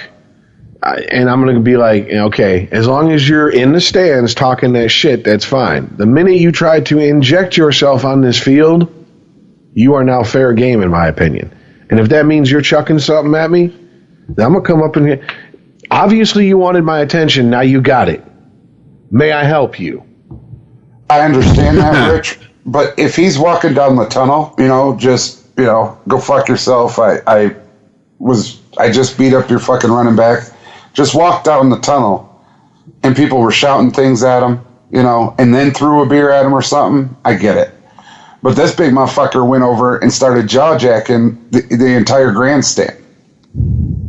Now, as a fan, I know I'm not going to get anywhere near you. Matter of fact, you can watch this video, dude. Security jumps up into the stands. So I know I'm not getting anywhere near you. But you're running your mouth to me like you're somebody. I got a beer? Here, wear that, motherfucker. Just another reason. Take your ejected ass down the fucking tunnel. Just another reason why I love the old school NHL. Because there's a video. It's got to be on YouTube somewhere. Somewhere there's a video of it. Of Ty Domi going to the penalty box and some dude talking shit, hanging over the glass, dumping beers on him and shit. And then he fucked up and lost his balance and fell into the penalty box. And Ty Domi just starts fucking beating the shit out of this guy. And security and the linesmen are like, bro, that's Ty Domi. I'm not trying to break that up. Come on, man. The linesmen are like, we just broke it up on the ice. We're not trying to break it up in the penalty box. Like, and the security's just standing there, oh, well, all right, let's go in here. They're like, okay, that's enough. He's had enough.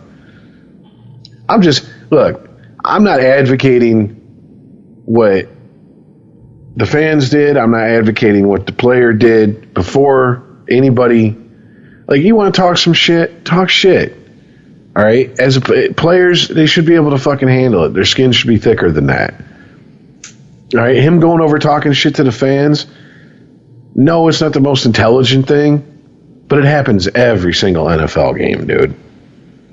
Every single game. Jimmy Porter used to have fucking groups of fans when he would go to other fucking cities that would buy tickets just to be by the bench because they would just talk shit back and forth whenever he wasn't on the field. I mean, that's like, it's a given. You're going to get some guys that are going to be like, oh, you like that? That's right, go home. There ain't nothing else to see here. And I mean, I understand it's part of the fun, right? I used to sit out in right field and talk shit. And you know what? The best is when you'd actually say something so funny and so profane that the fucking player would turn around and give you a fucking smile. That's when you're like, damn, I actually touched a nerve in this motherfucker. Right. And I'm saying, if he was at home with the 12th man, he would have been praised the entire way through the grandstand, down the tunnel. They'd have been chanting his name when he was while he was taking a shower. They'd have been throwing flowers and shit at his feet. Right.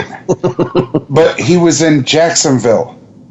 He already fucked up on the field enough to get ejected. Take your ass off the field. Don't go to the fucking grandstand and start jaw-jacking players, or fans, rather, and expect nothing to happen. Look, and it's dumbass move to go to the fucking grandstand. Dumbass move to start talking shit to the fans. Dumbass move on the fans to fucking start chucking shit at them. There's enough blame to go around for everybody. No one's hands are clean in this situation.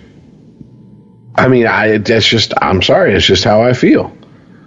I compare it to John Rocker, because John Rocker was walking off the field, minding his own goddamn business. Bam! Got hit by a battery. For no particular reason. Bro, they threw rocks at Santa. At an Eagles game, okay? Football fans, I think it's safe to say football fans just don't give a fuck, okay? I mean, get it. When they tore down the Silverdome, Drew and Mike had a whole bit that lasted for 6 months of Silverdome memories. Of, I got so drunk and got into a fight and a chick popped her top. It was great. And it was accurate as fuck, and they were goofing on people. That's the thing. They were making fun of people, trying to exaggerate situations. People were calling in going, was that from this game? Because I was at that game. That's exactly what happened. And they're like, we were making shit up. Y'all were fighting in the stands and popping tops that much? And they're like, yeah, okay. And it was the Lions. They didn't have nothing to celebrate. I mean, it's Jacksonville fans. They got a decent team for a change. They're feeling themselves. What do you expect? I mean, come on now. They wake up, they go, oh, God, I'm a football fan, but I'm a Jacksonville fan. But we got a decent team this year, but we still have those uniforms and them stupid two-tone helmets. I think I'm going to pick a fight with a fucking player on the opposite team. Dude, I shit you not. Every time I see their helmet, I keep thinking that they forgot to take off their helmet beanie. Because the front of their helmet is completely black, and it looks like it's all scrunched up like a practice beanie. Yeah, dude. Oh, two of the worst uniforms in the NFL. Two of the teams who have the worst uniforms in the NFL reside in Florida. And I'm not talking about the Dolphins. So anyways, anything else before the picks, or what's up? Well, I do want to say thanks a lot, Hudley, fucker. Oh, whatever. Browns defense, what the fuck? You had him. Where's Green when I need him? Coach, tell him. You had him. And you let him get away. First one of the season. I even called it in chat. I was like, yeah. You suck all by yourself, Lions. No, you don't. Fucking overtime Packers, motherfucker.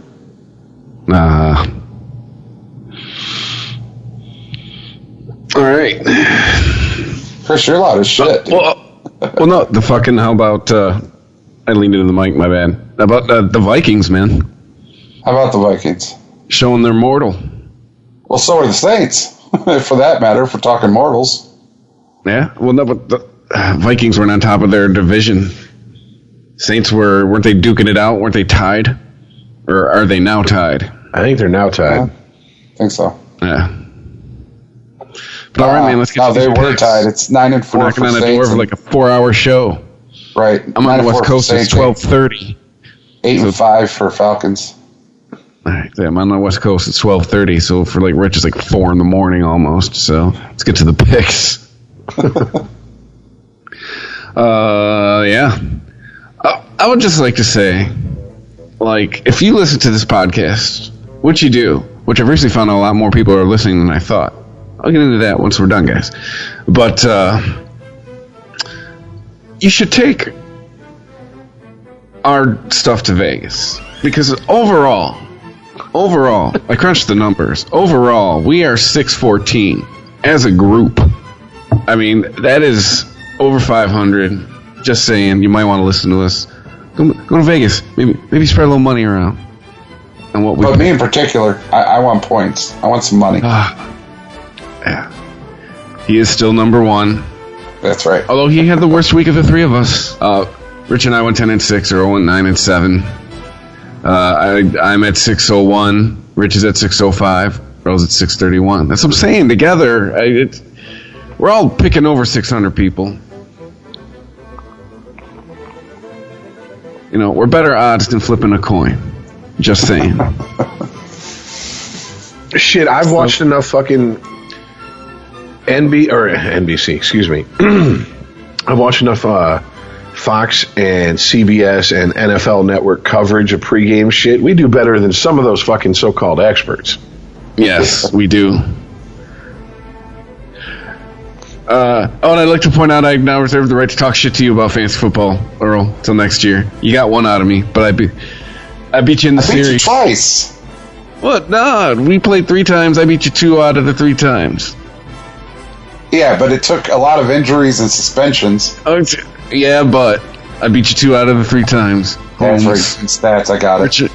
Rich and I. That's right. I'm wrong. Pesky record, proving who won more games. Right. Rich and I have our rubber match coming up this week. Because he beat the fuck out of the guy who doesn't set his lineup. He did. Yes. He really did. All right, Thursday Night Football. This would have been a good game 10 years ago, but now not so much. Broncos at the Colts. I mean, Broncos are 4-9. Colts are 3-10. Colts are at home. I just can't believe I'm about to say this. Give me the Colts. I think their offense has more idea of what's going on as a group than the Broncos does. I think the Broncos' 4 victories are squarely because of their defense. I'm gonna involve stats a little bit more than that. I'm gonna point out a stat that's fucking dumbfounding to me.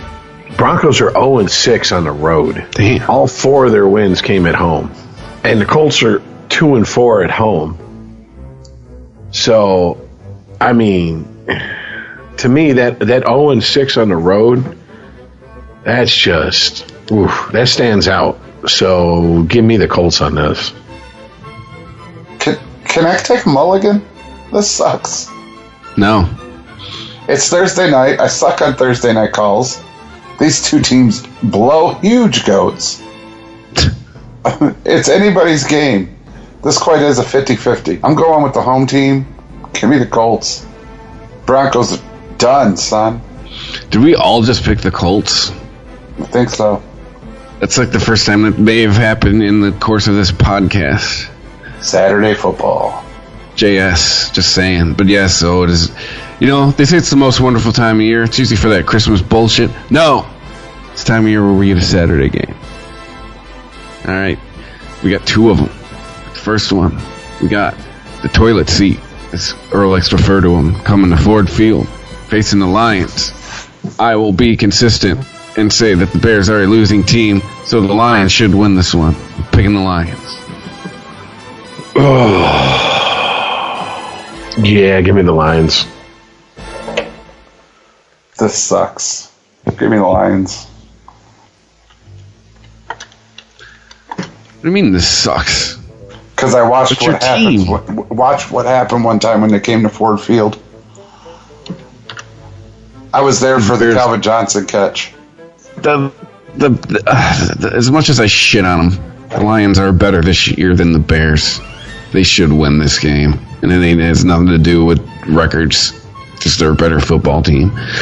The other Saturday game. This game means something, huh?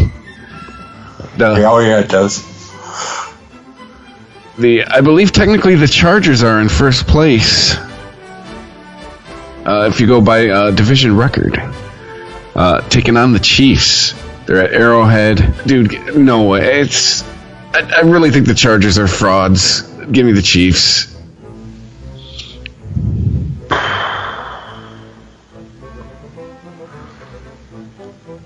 Man, Chargers frauds with a 4-game winning streak.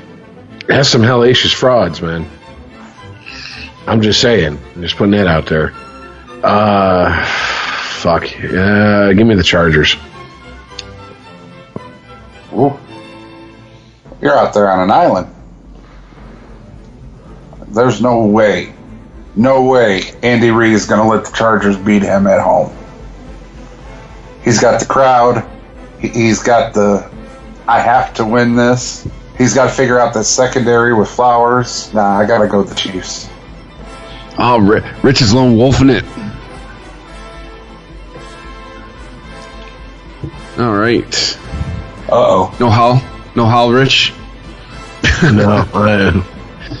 All right, next, gross. Next up, Dolphins, Bills. Starting the Sunday slate.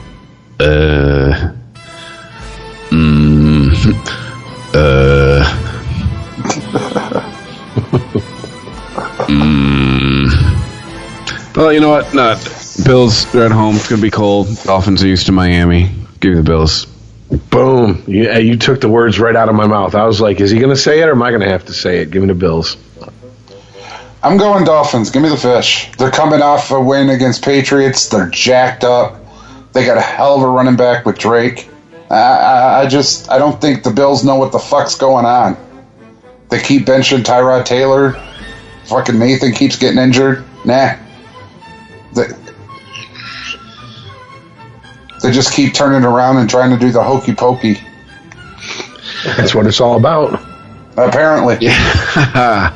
Next up, man. Here's a game that could get chippy. It has in the past. Rivalry that sprung up overnight. Literally.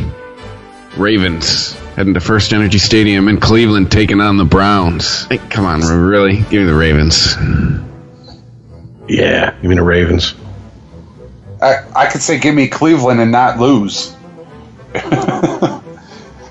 It's first Cleveland versus second Cleveland. Give me the Ravens. Hey, you want the original Browns. Right, that's what I'm saying. All right, next up, Bengals at Vikings. Give me the Vikings. They just took a bad beat. Yeah. I'm with you. Give me the Vikings. I just Bengals have I have no faith they're going to go to Minnesota and win. Their record doesn't show it. The Vikings are 5-1 at home. Give me the Vikes. Yeah, the Vikings are at home. Bengals are banged up. That ever since the freaking Pittsburgh game, they haven't recovered. Everybody's in concussion protocol. Kirkpatrick, perfect. Everybody. Vikings. I mean, dude, I just double back for a split second. There's a lot of truth to what Roethlisberger said about that's just AFC North football. It's football. You're right. I mean, dude, you got the Ravens, Steelers, Bengals, and Browns all in one conference. Or not conference, but division. Division, thank you. It is almost 4 o'clock in the morning. And, I mean, dude, it's just... Those teams do not like each other. That's all there is to it. And even though the Browns are 0-13, they're not going to give a fuck. They're going to be like, let's see if we can fucking leave some bodies on the fucking field by the time we walk off. Problem is, they'll be leaving their own bodies on the field. Yeah. All right, next up, Jets, Jets. Going to New Orleans, taking on the Saints. Josh McClown breaking his hand. The Bryce Petty era begins. You're fucking done, on Sunday, son. And it will begin with a loss. Give me the Saints. Yeah. Oh, in the Saints. Oh, in the Saints. Yeah, give me the Saints. Oh, yeah. Definitely Saints. All right. Next up, the Eagles taking on the Giants. Ooh. The Giants are at home. We got no Carson Wentz. Eagles already clinched the division. I'm going to go on a limb here and pick the Giants. Normally I don't do this. Why? Everything I just said. What you think? So you think the Eagles are like, fuck it, we got nothing to play for? Yeah, we got the division. Let's not hurt our fucking selves.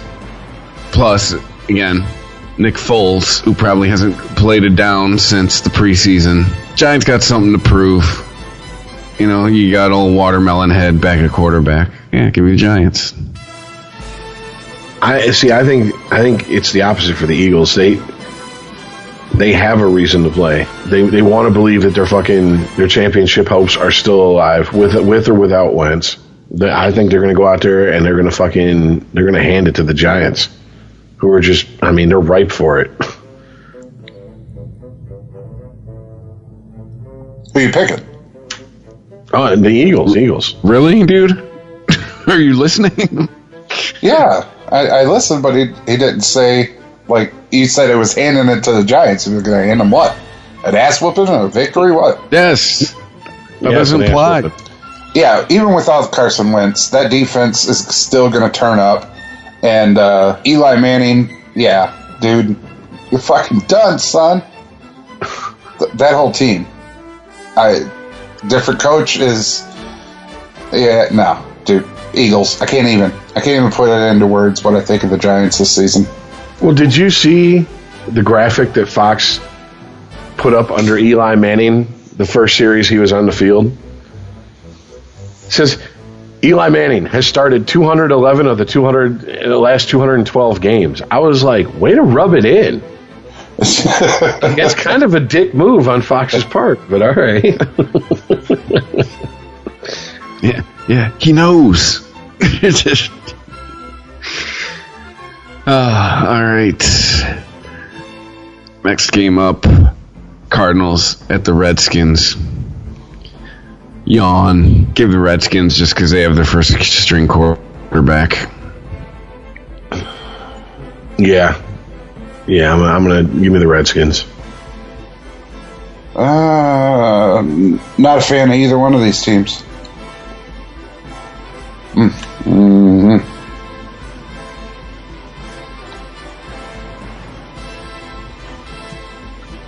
All right, this is my leap of faith. I'm going Cardinals. All right. Earl's lone wolf pick. I even penciled you in for the Redskins. Now I gotta go back and change it and shit. All right.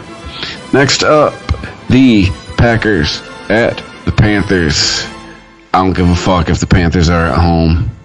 Aaron is coming back, and he's gonna be pissed, and he's got something to play for, namely a wild card spot. Give me the Pack. Oh, yeah. Definitely. 2 in a row. Give me the Panthers. I like Cam the Newton will fact that, dress like Peter Pan against this week. no, I like that Aaron's coming back and all's going to be well, but it isn't. My man just got fixed and had pins and shit in his body. I don't think he's going to be close to season form after missing all that time. He throws 400 yards and 6 touchdowns. You're going to eat those words. Okay, stats, man. Next up, the Texans at the Jaguars. This is easy. Give me the Jags. I mean, the Jaguars proved to us a long time ago they're for real this season. Yeah. Jags. I'm taking bets on how long Tom Savage stays in. Jags. All right. Ooh. Uh-huh. Next up, Uh-huh. Rams at the Seahawks. Give me the Seahawks. I think Russell Wilson tells what's-his-nuts to hold his beer. Jared Goff. And they're at home. Dude, you can never count Seattle out at home.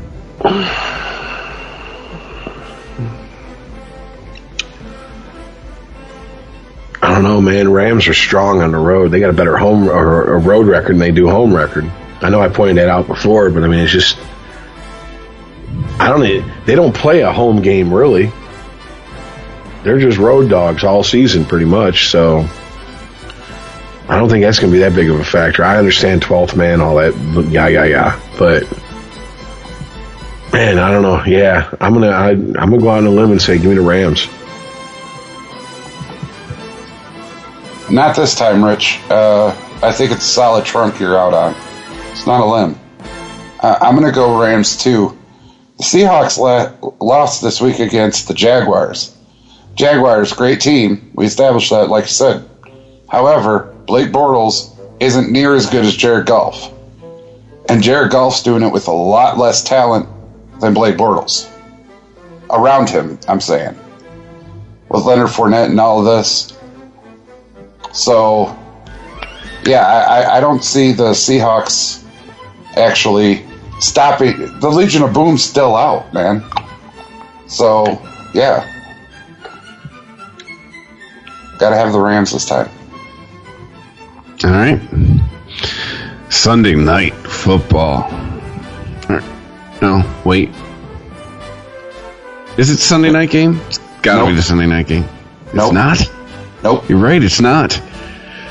Patriots at the Steelers. Must You sure watch. they might not flex this one to Sunday night? Give me the Pats. Yeah, this is going to be...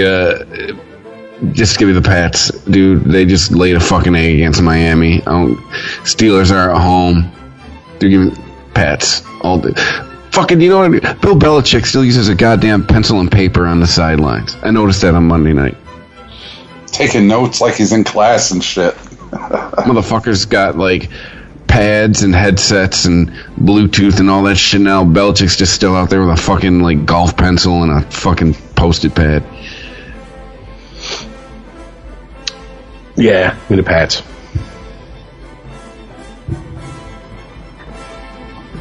I'm conflicted here.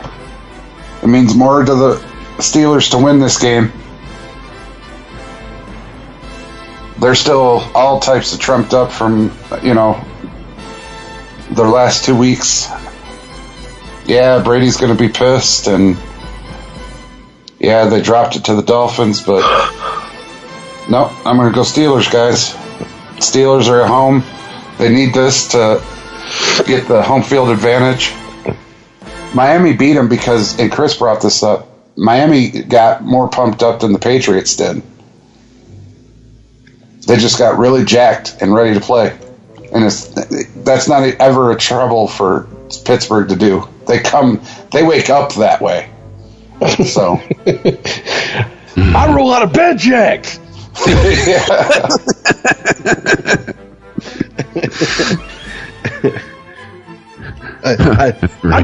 I take a shit and I gotta stand up and I look in the toilet and I go, "You got jacked up, yeah." And I flush that shit. I don't even wipe. I just hop in the shower. That's how jacked up I am. That's toilet to shower, bitches. Oh, man. Now wake up jacked.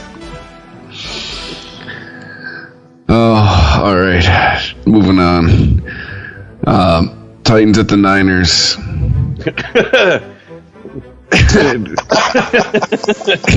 Just give me the Titans. What? It's the Garoppolo era, baby. Yes. What happened? Now an 8-5's playing 3-10. Come on, man! They've won 2 in a row. The shit out of the Texans. They have not lost since Garoppolo started. Come on, man. That's true. They beat the Bears. Well, that changes this week. Yeah, beating the Bears' ass is like being the smartest kid in a special ed class. It doesn't really fucking count. Being the smartest kid on the short bus. Yeah. I'm the smartest kid with Down syndrome, but you're still retarded, so it doesn't matter. So, yeah, give me the Titans. All this shit talking, and I bet you 49ers win. Probably. This should be our fuck lock of the week. That way they do win. I gotta pick the Titans. It's an established team, but might be a trap game. All right, but for the record, you are still picking the Titans. Yeah, I gotta pick the Titans. Okay. Here's a whole lot of shit show. All right. Yeah. So next up, the Cowboys at the Raiders for the Sunday night game. Back in September, I bet people had a lot more hope for this matchup than what's happening. Both teams are headed for meh this year. Raiders had an opportunity last week. They fucking blew it. But give me the Raiders. They're healthy.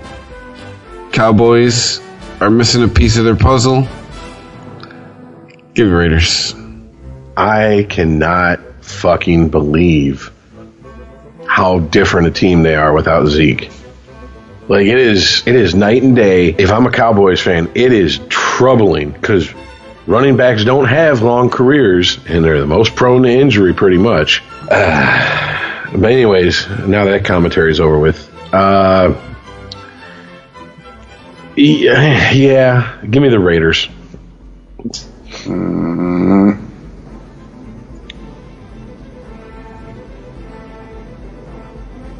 I don't know. The Cowboys still got something to play for. They're 7-6. No, and the Cowboys are a legit good road team also. But how many of those games were with Zeke? No, I get that. No, I can't. I gotta pick the Cowboys here. I gotta think that they gotta try to get to the playoffs. Just hold on long enough for Zeke to get back. And if they lose to the Raiders, they're fucking done. You're fucking done, son. That's what I'm saying.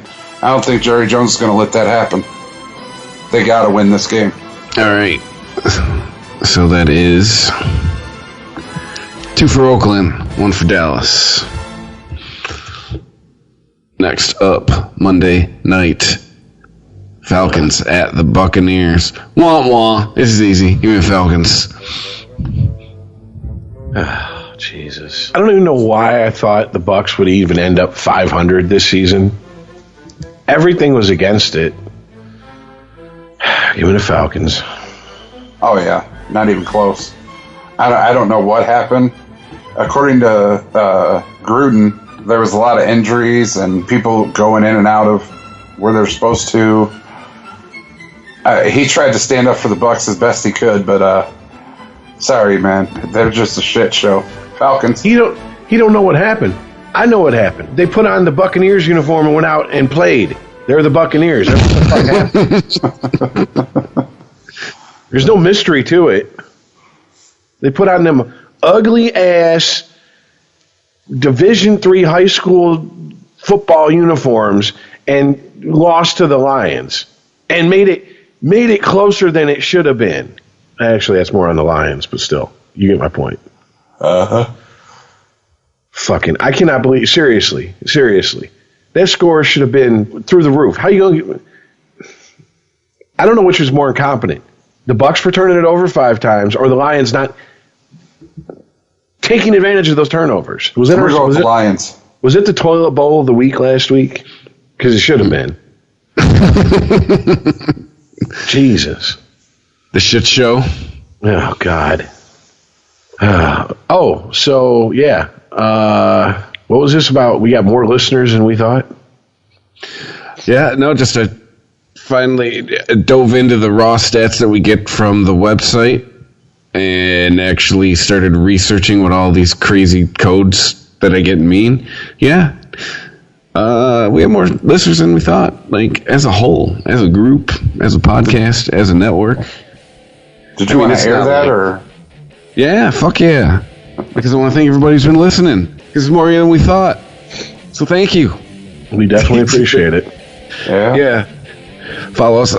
It's basically I found a stat where it was like before we even with the services that I'm subscribing to, we're just getting people who just straight up download a whole episode. Well, I found the stat that was also giving us like when they listen to it in a player or shit like that.